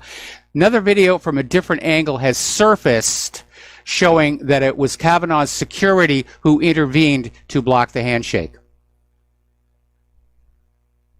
But then the Democrats, and for that matter, the corporate media's relationship with the truth is tenuous at best, to put it politely. Now, as you know, it came on out that these people who were going wacko inside and outside the hearings were being paid. Witnesses saw them literally being handled bundles of cash out of a bag, and it was even caught on both photo and video. And internet sleuths identified the man who was handing out the cash. He works for a Soros-funded organization. Just unbridled corruption going on here. Now, Cher has stepped out into the limelight again, saying that our lives will never be the same if blank train wreck Kavanaugh is confirmed.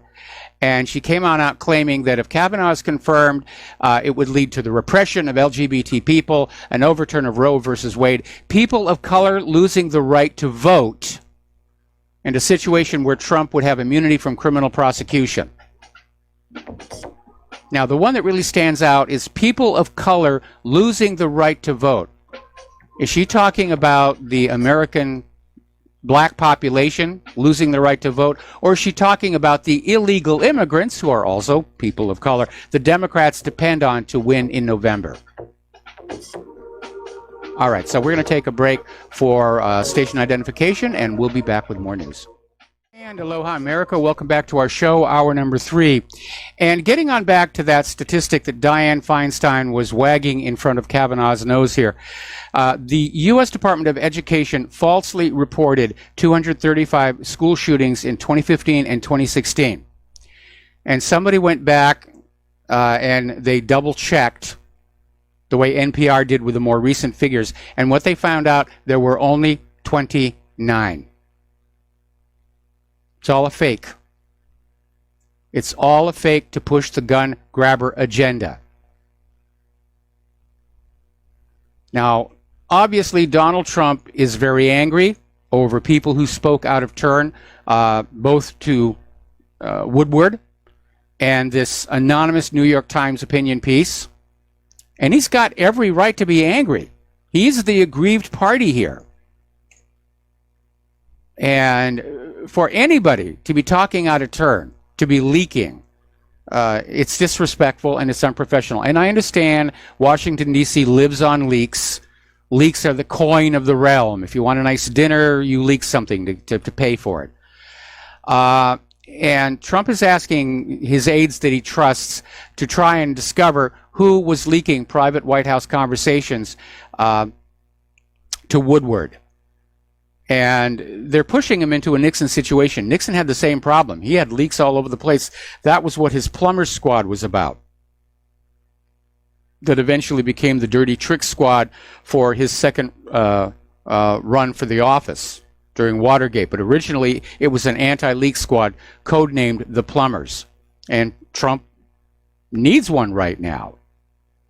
Now, I do not see the timing of the Woodward book and that Washington Post op-ed as a coincidence. I'm starting to think this is a psych war against Donald Trump. To get him angry, to get him to lose his focus on what's going on, to basically get the entire White House staff suspicious, angry, pointing fingers at each other, to keep them confused and turmoil here.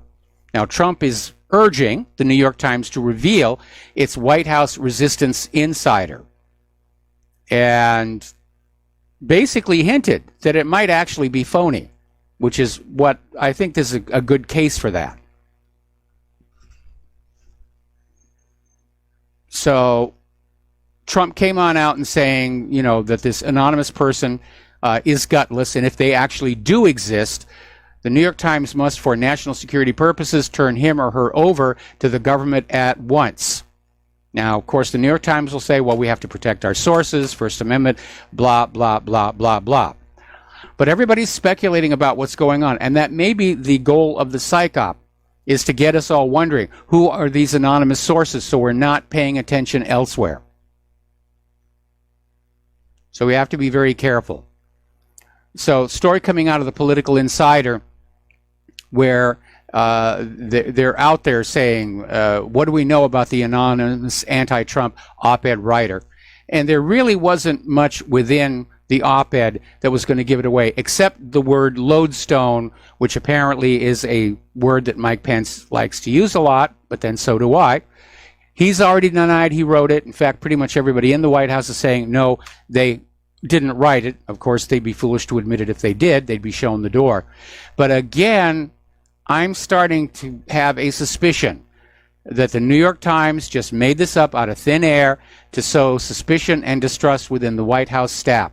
That this anonymous op-ed and the two more that have now come forward saying, yes, there's a massive resistance inside the White House. I think it's a psych operation against Donald Trump. And I think taking this story at face value,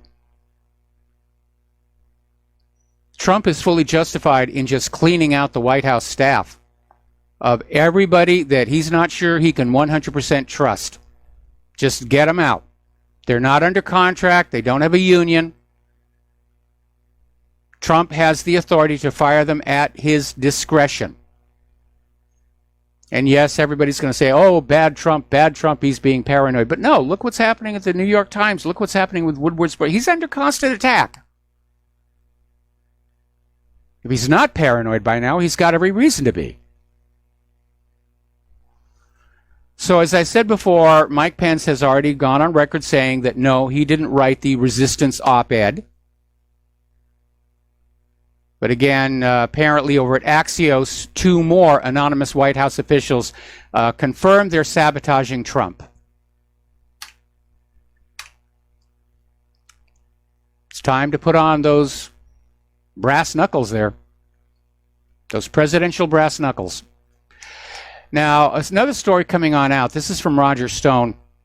And he's basically saying that, Bob Woodward has been portrayed as this crusading journalist. But the fact of the matter is he's been caught lying many times in his career and basically serving propaganda interests. And as I mentioned yesterday, the reason Woodward and Bernstein and the Washington Post went after Nixon was because Nixon was becoming a threat to the war machine. He wanted to end the war in Vietnam. He'd gone to China and opened it up for trade, which ended the need for a Cold War against China. And then he went to Moscow and he basically started the process that led to détente, which ended the need for a constant Cold War against Russia. And that's the reason Nixon had to be gotten rid of. But it was too soon after Kennedy, so they had to find a more subtle way to get rid of him, and Bob Woodward appears to have been right at the heart of it. We're going to do a shout out to our honor affiliates who are just now rejoining our network here. And over at Robert Mueller, they're getting ready to issue a final report. They have no indictments against Trump. They have actually no evidence against regarding Russian collusion. They have a lot of rumor and innuendo. And Mueller apparently wants to just go ahead and make that public so the Democrats can grab it and say this is grounds for impeachment, even though there's nothing impeachable in it. But there is a little bit of a roadblock because there's a court case stemming from the apparent murder of a Columbia University professor 60 years ago. And the substance of the case is entirely unrelated to the investigation, but it's a procedural situation.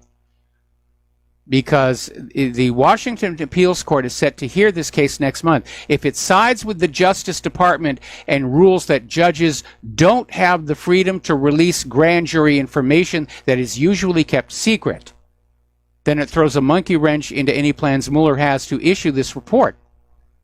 He'd be in violation of the law if he did. Which means he may go ahead and do it anyway. Now, a story coming out of Sarah Carta. There are indications that President Trump may go ahead and declassify the 20 FISA documents Congress wants.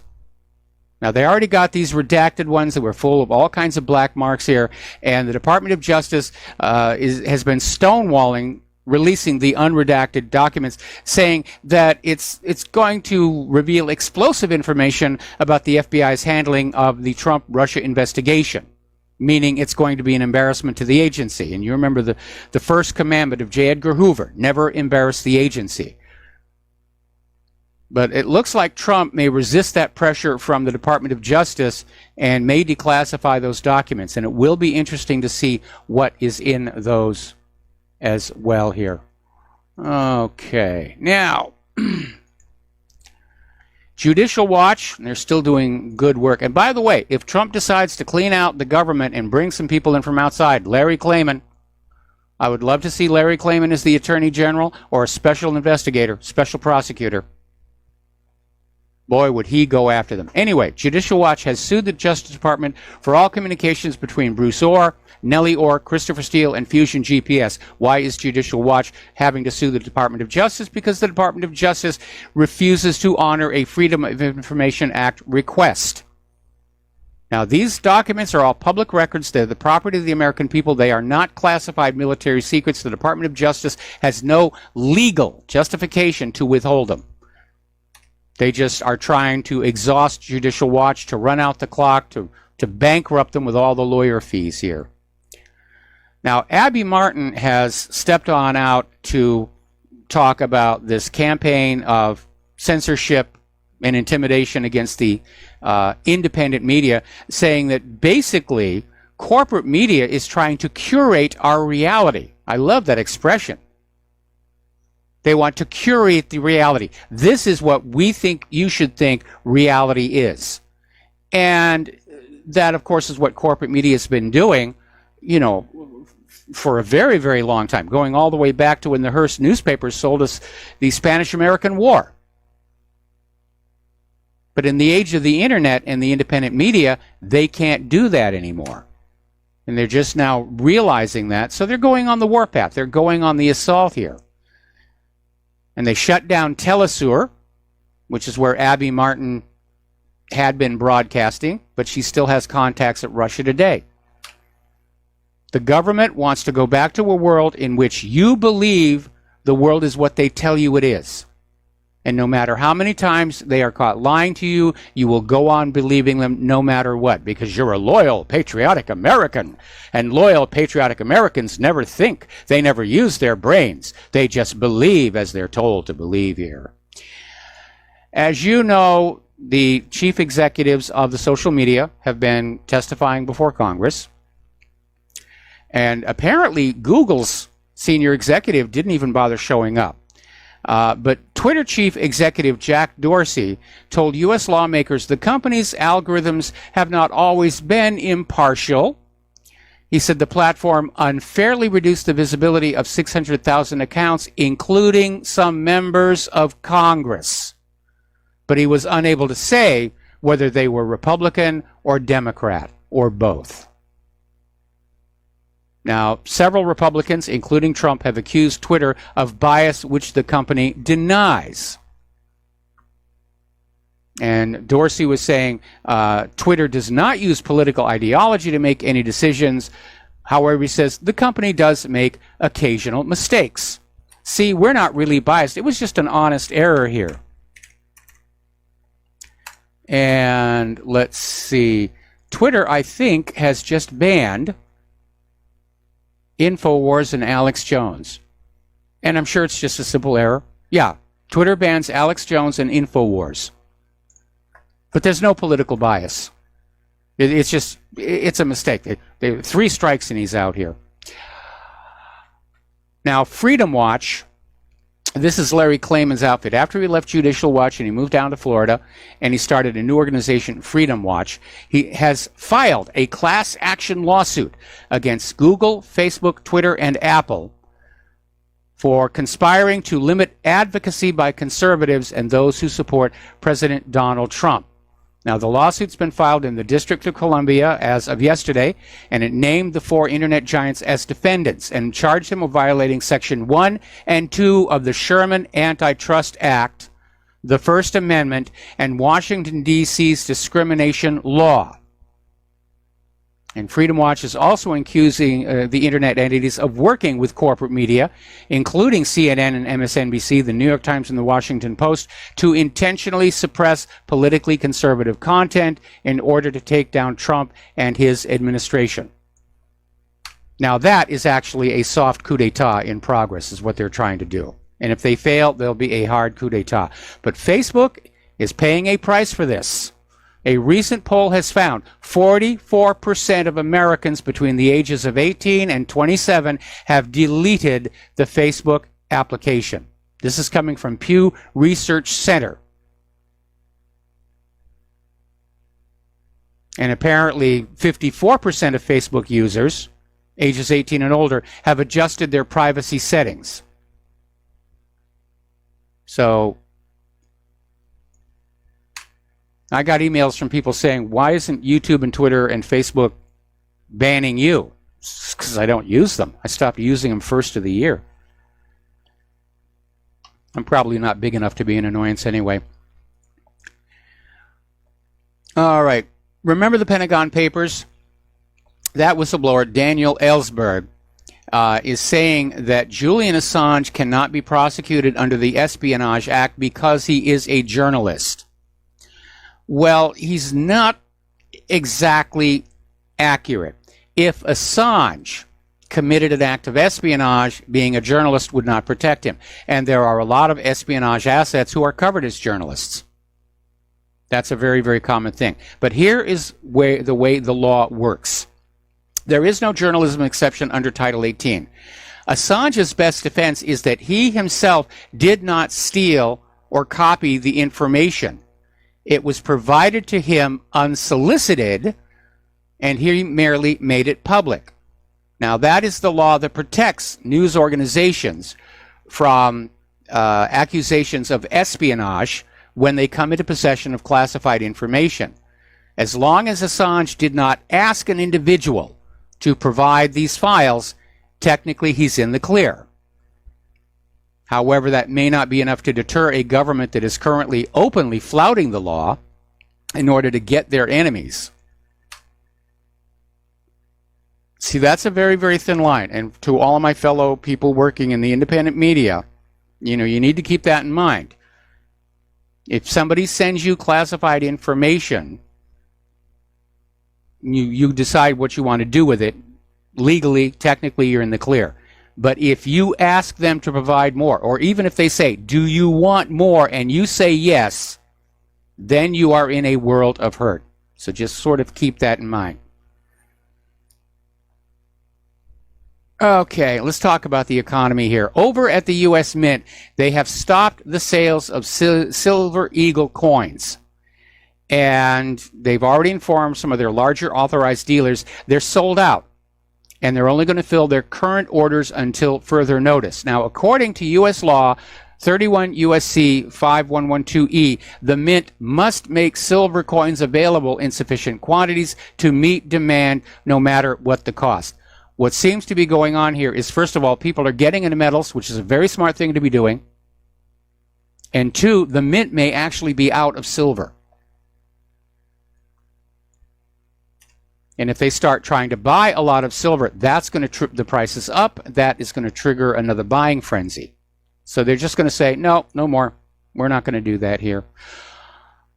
We have been talking about the state of the economy in the United States, where we have people in this country, especially in Silicon Valley, who have full-time jobs and are still living out of their cars because the rich are getting richer and the poor are getting poorer, because that's what fascism does.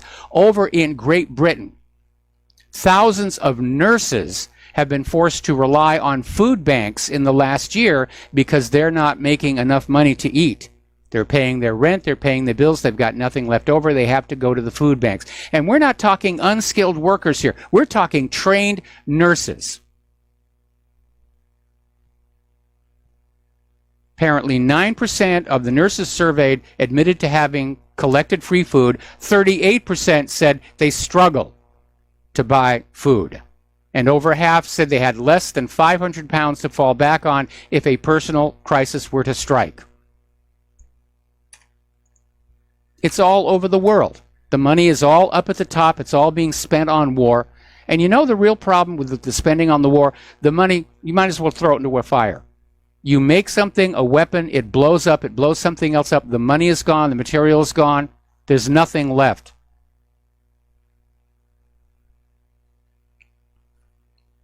Apparently, the currency devaluation in Turkey was 42% so far this year, and we're continuing to see a crisis in the emerging markets. Everyone's talking about the possibility of a global crash. They were looking at the bond market. No, could actually emerge from the emerging markets currencies, which are all in trouble. The European Union has decided to prolong the anti-Russia sanctions by an additional 6 months. Because of what they did to Sergei Skripal and his daughter Yulia. So it's more provocations, more putting pressure on Russia, and at some point something is going to break. Something is really going to break. Putin is now facing pressure from his own people that he's got to stand up for Russia's interests more. A Cold War is bad enough. A hot war is to be avoided. We'll be right back. Aloha, America. Welcome back to our show here. Now, out in California, Governor Jerry Brown is considering a bill which is probably the worst example of a California public agency defaulting on the pension promises it made to its employees and allowing CalPERS to slash the incomes of its retirees. And apparently this bill was introduced by Assemblyman Freddie Rodriguez, Democrat of Pomona, and basically comes down to these people worked for these companies. They paid into the pensions. They made their retirement plans based on what the pensions were going to make them. And now, because the economy has tightened up, they're going to get screwed, for lack of a better word. And I'll tell you, one of the reasons why California doesn't have the money to rectify the situation is because they're paying for all those illegal immigrants. So they'll vote Democratic. Keep the Democrats in power doing the wonderful job that they're doing here so far. Okay, we're going to go ahead and start taking phone calls here. Chris in Detroit, aloha. Welcome to the show. What's on your mind? Hi, Mike. Thanks for having me. I really enjoy your show and the information that you put out. I'm wondering, I don't know if you've mentioned it before, this 5G that's going up everywhere. We've talked about it, and I know there's a lot of people who are out there trying to, turn it into some kind of an issue, or to be more accurate, a distraction. But it's simply, a faster version of 4G. And I don't think there's anything significant about 5G itself. I'm concerned about the sum total of all electromagnetic radiation that we're subjected to, whether it's 4G, 5G, the police radios, radars that we have down here in Pearl Harbor. I think there's an issue there that ought to be looked at, but I haven't seen anything specific about 5G to be concerned about. Well, I'm not sure. Have you heard of Environmental Health Trust before with Dr. Deborah Davis? Are you familiar with her work at all? Yeah, I've heard of it. And again, there are a lot of people who are out there, trying to boost their fame and image by crying wolf here. But again, thank you very much for the phone call. And we're going to switch over to Cameron in Great Britain. Aloha. Welcome to the show. What's on your mind? Hi, good afternoon, Michael. Michael, quick chat about Trump with you. Hope is the only thing that can buy, time for the elite. And Trump is throwing hope, not by himself, obviously, but with this QAnon thing, which has Mossad's fingerprint all over it. You see, he hasn't done anything for people, except throwing confusion.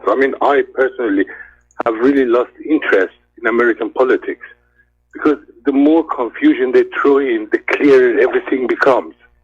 And your caller put his finger right at the point that he said, well, as long as the media is against Trump, I support him.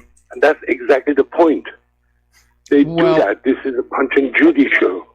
I disagree with that, because from where I'm sitting, if in fact this anonymous op-ed in the New York Times is the real deal, it's very disturbing, because it does indicate that Trump is not in control of the White House, and he's got to fix that.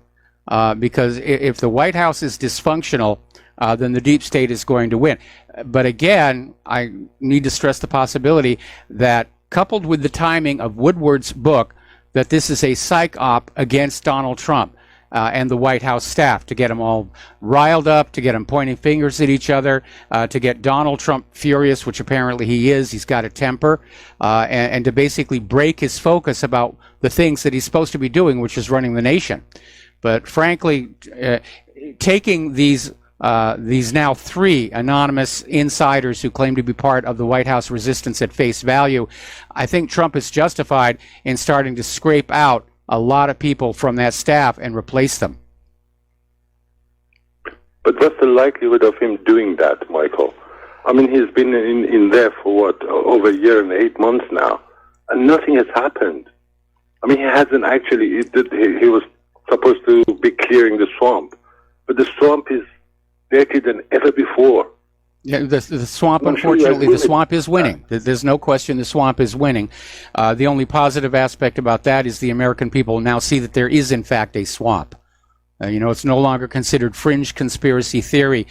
People openly talk about the deep state now. It's been outed. We see what's really going on behind the scenes. Well, I hate to use this word, but I hope you're right. I hate this word, hope, and, I can't sort of use it anymore without feeling, a little bit tricked.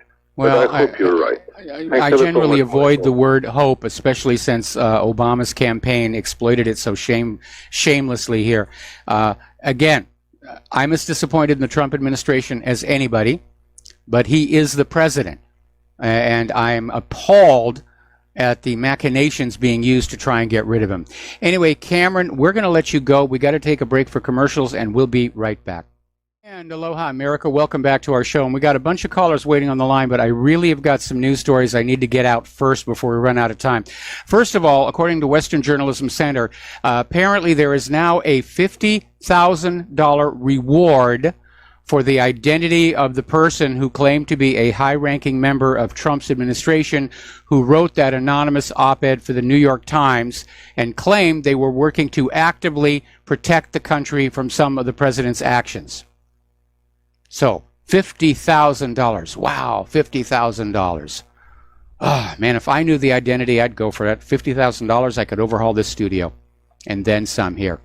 The other story I wanted to get into, this is just a little bizarre here. Let me skip on down to this. The other day, we were talking about this plane that came from the Emirates and was stopped at New York's John F. Kennedy Airport with all kinds of sick travelers. And I was saying because of the speed with which they became sick might have been food poisoning. Well, it turns out it isn't. And the passengers on board are saying that at the Dubai airport, passengers who were obviously already ill, coughing, deep phlegm, were allowed onto the airplane. And those people who are not sick are wondering if they're going to. Because, you know, those little airplanes, those cabins, those are almost perfect environments to share germs and viruses with each other. The air is constantly recirculating, and yes, they're bringing in new air from outside and heating it to keep the oxygen levels up. But it's very easy to pass illnesses around inside those cabins. So with that in mind, all of a sudden, there's another story that came out on a flight from Algeria to France, which may have been infected with cholera. And apparently they had one child displaying the symptoms, and now they put the whole aircraft on quarantine. And now over in Philadelphia, they've had 2 flights land full of sick passengers showing flu-like symptoms. And the CDC is already out there investigating. 12 passengers were feeling ill, but they're giving medical screenings to everybody. And the affected passengers were returning from pilgrimages to Mecca. Now, that's kind of scary to have that happen 4 times. Are we dealing with an issue where the airlines are cutting back so much that they're not properly disinfecting the cabins or the air conditioning filters? Or is disease so totally out of control in the rest of the world that we can't get planes full of healthy people? I don't know, but it's kind of concerning. 4 of them happened here. All right, we're going to take a few more phone calls here. Mateus in Canada, aloha. Welcome to the show. What's on your mind? Yeah, well, maybe it's because of the global open borders policy, which is bringing in all these diseases into the first and second world nations that were previously eradicated, that just it's generally increasing the likelihood that any average plane load full of people is just statistically got more diseases on it. Could be that. Well, my question would be, I mean, all these airports now have security looking for bombs and terrorists and everything, and the passengers on that flight from Dubai are correct. Why didn't security say, hey, there's a medical issue here. These people are really very sick. But no, they're too busy looking for bombs and terrorists and things that they're not likely to find. And it underscores the fact that if there were a major pandemic outbreak, like they've got this nasty Ebola down in the Democratic Republic of Congo right now, if it gets on a plane, it can be everywhere in just 24 hours. Well, it's good for business and good for population reduction and good for more screening processes. It's taken our rights away and good for more intervention and fees and waiting lines and groping and Anyway, so I just wanted to say that at this point, Trump is dead to me. And what the tipping point was is that when he was having these off-the-record comments to the Toronto Star newspaper in Canada, Canadian newspaper, he at one point was talking about, well, you know, it's going to be completely one-sided in everything that we want. They're working their asses off, but, you know, the deal I'm going to give them is so bad that if I were to say it publicly, it would be so embarrassing that they would just have to say no. Okay, so he's not dead to me yet. I can deal with that. It's the next thing that he says. He goes, you know, like, I can't just kill these people. So, unless that's fake news. Now, if you say that, that's what it's being reported. Who was he talking? Who was he talking about? He was talking to the Canadian government, specifically the people he's negotiating with. Okay, so who was he talking about? Can I give Can I just expand a little bit to give my input on what that was about? Okay, so you got to keep in mind what you were covering about how the States is in so many wars all over the place right now, like dozens. And then you also have to consider how many drone strike assassinations that are going. And you got to remember that these Obama meetings, every once a week meeting to decide who's on the kill list to be illegally assassinated. Okay, so Trump is doing torture. He's doing drone strikes. He's got all these wars going.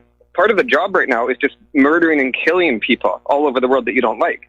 So what he actually did is he's like lamenting, regretfully, nostalgically, feeling bad, but that he can't just go and kill us. That he actually has to deal with this. That it's politically incorrect to just drone strike us or regime change us. That's where that was coming from. Okay, when you say us, I mean, I'm not getting a clear idea of what you're talking about. I know that you know what you're talking about, but I'm not a mind reader. Oh, you're not? Yeah. Oh, okay, sorry. Yeah, so I don't know what you're talking. When you say they can't drone strike us, I don't think Trump was talking about drone striking Canada. He didn't specify, but he was talking about Canadians. He was specifically talking to the Toronto Star in regards to the trade negotiation. Okay. Did I not even open up? I didn't explain that. I'm sorry. No, you didn't. The topic here, I apologize. The topic here is the NAFTA trade negotiation. My bad. Where we had the stalled talks last Friday. We were hoping to maybe come up with an agreement to include Canada in NAFTA. And it might have actually happened on Friday, except that Trump had some off-the-record comments to a newspaper called the Toronto Star, where he said that the deal with Canada over this NAFTA is going to be completely one-sided favoring the States. And in fact, it's so bad for Canada that if Trump would publicly say what the deal is, Canada would never be able to accept it because it would be so embarrassing. And then he says, like, I can't just kill these people. You know, I got to tell you that does not strike. I'm suspicious. First of all, it would be very. It's bad business to basically say I'm coming at you with a rotten deal, and I don't know. I would want to see some confirmation on that. This one doesn't pass the smell test. Anyway, listen, Mateus, we're running out of time. And I got a couple more calls I got to get through. So thank you very much for the phone call. We're going to switch over to Daniel in British Columbia. Aloha, Daniel. Welcome to the show. What's on your mind? Yeah, I'll get straight to the point, Michael. There was something that we all missed when they were burying McCain. PepsiCo went and bought SodaStream. So there's one more company in my mind that should, have a boycott. And it's the only thing that Israel listens to is the bottom line dollar. The United Nations is completely toothless to stop these criminal terrorists from killing innocent women and children. Let me put a pause here for a little bit because it may be that SodaStream's Israeli owners were feeling the pinch over the boycott. And if PepsiCo is taking it over and it's going to become an American company, then there's not much point in boycotting it, is there? Well, they're going to be overseeing these factories in the occupied West Bank, and I don't know. I think SodaStream's stock went through the roof as a result. Anyway, the whole BDS movement is, you get guys like Ben Shapiro who say that boycotting Israel is anti-Semitic. Same with Laura Loomer. You don't see their YouTube channels get blocked. Nope. Anyways, I thought I'd just add that to the mix. It's one of those stories I think we Yeah, I had missed that one as well. And yeah, if Pepsi is keeping those factories in the illegal settlements, then yes, we should continue to boycott. Yeah. Well, there's Lay's potato chips is owned by PepsiCo, Tropicana orange juice, Quaker Oats, Cheetos, Aquafina water, Frito-Lay. I'll leave you with that. Anyways, good show. Thanks a lot. All right, thanks an awful lot. We're going to take one more phone call, and that's going to be from Dustin in New Jersey. Aloha, Dustin. Welcome to the show. What's on your mind? SodaStream had to be bought because they're not doing too well from the boycott, so they are lucky to get sold, like whatever they're going to do with that company. I don't know anybody who has SodaStream anymore, so they were on its ropes anyway. Mike, well, did you hear what Nikki... Hang on. Oh, so, okay. Dustin. Okay. This is not the first time a product like that has been tried. I remember back in the 60s, there was a company that was doing the same thing. I mean, it's a soda water bottle. You put in the little gas cartridge to make the soda water, and then you add the flavoring for the soda that you want, which is root beer or something. And for most people, it just seemed like an awful lot of work compared to simply grabbing a bottle out of the fridge and popping off the bottle cap. And so I'm not sure that SodaStream was really going to do all that well anyway. I certainly would not own one, and it's got nothing to do with where it's made. It just doesn't strike me as a product I'd care to have. Yeah, exactly. Mike, Nikki Haley, what the heck? Russia should scare everybody to the bone, she says. I mean, do you actually think Trump told her to say that? You know what I mean? Mike, this Bob Woodward thing, yeah, this could be just, disinformation warfare because that's what it's about. All about disinformation. Yeah. But, Mike, can I ask you a hypothetical? What happens if Mike Pence is the one leaking this stuff? How do you get rid of him? You know what I mean? Because I don't like Mike Pence at all. I think he's a stiff establishment creepo. I just don't like the way he looks. I just don't like him. He looks like he's part of the establishment. You can't get away from that. But I mean, if he's the leaker per se, how do you stop it then? Okay. Well, in that case, Trump would have to. Pence would have to be impeached. Trump can't fire him. He would have to be impeached. But one thing Trump could do was basically ban him from the White House and say, look, you've got a very nice vice president residence over there at the Naval Observatory. You can play with the telescopes at night, and you can still go on out on Air Force Two and do your official functions, but you're not going to be in the White House any longer. But again, I think Mike Pence wouldn't do this because he knows if he just sits still and does nothing, there's a very good chance he's going to become the president. And I don't think he would risk that by taking an overt action that could come back to haunt him somewhere down the road. And it doesn't mean that some of his associates aren't doing this kind of thing. But again, if it's taken at face value that there really is this anti-Trump resistance inside the White House, it reveals a White House that's in turmoil and dysfunctional, and Trump ought to just fire the lot of them and start all over again. If, on the other hand, my theory is right, and this is a psychological operation targeting the president and the White House staff, then that is a very, very serious development. It actually is the beginning of a coup d'etat. Yeah, because you're sowing discontent inside the White House where people will be looking at each other. So, yeah, I'd say it might most likely will be like a disinformation warfare, but we did have in the past people leaking stuff. So, and there is a deep state, and there is anti-Trumpers per se, and there's a lot of shenanigans going on. And Mike, the Syrian army is going to be going. I mean, they're in the outskirts of Idlib, but they're going in soon. So there's going to have to be a false flag coming up in the next, I'd say, in less than 2 weeks. There's got to be. I mean, there's just too much of it coming out. Like Nikki Haley says, she knows there's one coming. She looked in her crystal ball. You know, she got out her witch's broom and she danced around the crossroads and, you know, got her crystal ball and says she absolutely knows Assad is going to gas a bunch of children. What happened to you're fired? You're hired, like for the deep state. Yeah, that's where I don't know. Trump is flip-flop, wishy-washy. I don't know what you can call him, but, you know, everything he ran on during the campaign, everybody who calls in who still likes Trump, everything he ran on in the campaign, everything is opposite now. The economy's doing great. All of a sudden, I don't know that it's doing we're not great. in a bubble anymore, you know? I don't think the economy... we're not in a bubble anymore, according to him, you know? Well, actually, it looks like we're going into a repeat of 2008. And unfortunately, you know, Trump is in a situation. He has to go on supporting the lies of the previous administrations about how great the economy is.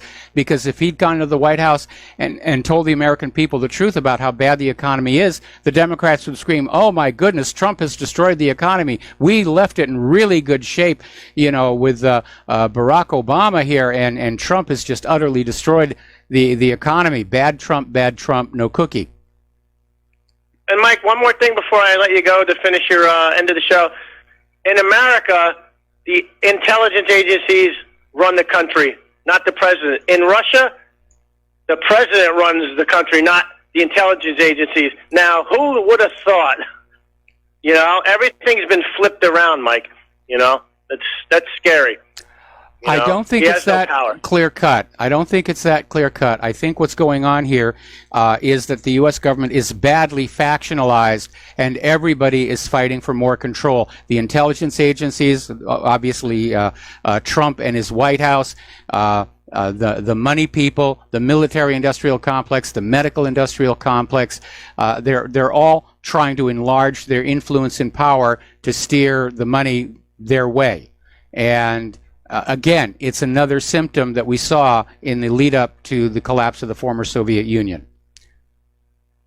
Which is, you know, also a civil war. You got civil unrest with factions, and you also have civil unrest with different factions in different states in this country. So, yeah, we're in a world of hurt. All right, thanks, Mike. All right, thanks an awful lot. We're going to take another break for commercials, and we'll be right back after these few words. And aloha, America. Welcome back to our show. Last segment of our program today here, and a couple of stories that we have to see the show out. Sarah Sanders has tweeted out the opinion desk phone number for the New York Times for anybody, and she means anybody, who wants to call and ask about the, quote, gutless loser, end quote, behind this anonymous op-ed that claims to be part of a White House resistant. And I imagine that their phones are going to be ringing off the hook because there's a lot of people who are very angry about this.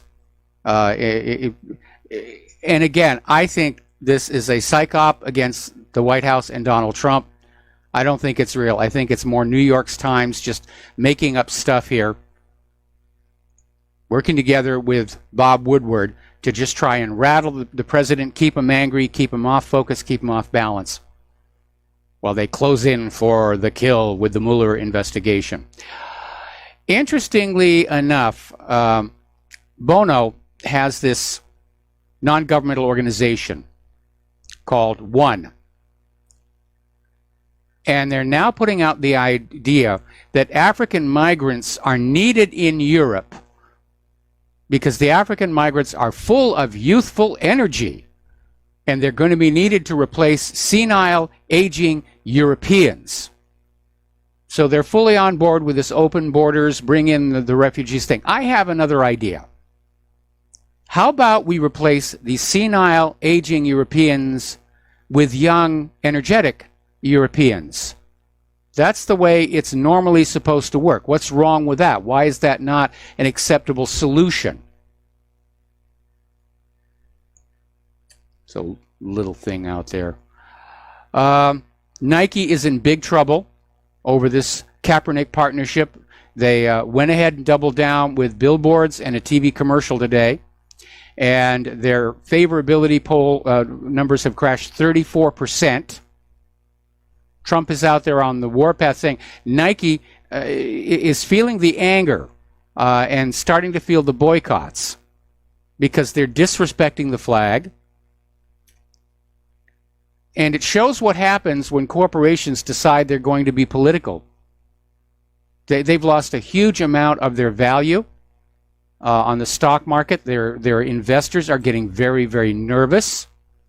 We're seeing more and more people who are destroying their sports gear with the Nike brand and posting it to Twitter. I think they ought to just tear off the little swoosh and donate the clothing to the homeless if they want to here. And having learned nothing from the disaster that is befalling Nike, San Francisco's Levi Strauss is taking an anti-gun stance. Now, Levi Strauss makes blue jeans. They make clothes. They don't make guns. But Chip Berg, the president and CEO of Levi's, wrote an op-ed this week saying, business leaders need to take a stand on gun violence. Well, when you look at the cultural linkage between blue jeans and the Old West, I think Chip has made as bad a mistake here as Nike did. I'm certainly not going to be buying any more Levi's because I'm a supporter of the Second Amendment. Corporations shouldn't be political. Corporations should be about making money for their investors and providing a good work environment for their employees, not getting on in with a liberal agenda. All right, there's the music. Time for me to get on out of here and get something useful done with the rest of the day. Please stay tuned for John Stedmiller. I'm sure he's got lots of interesting things to share with you. Please take what you learn here, share it with everybody that you know. Please share the fact that all these big social media companies, Google, Twitter, Facebook, are filtering what is on their websites to push the liberal agenda. We'll be back tomorrow. Aloha, America.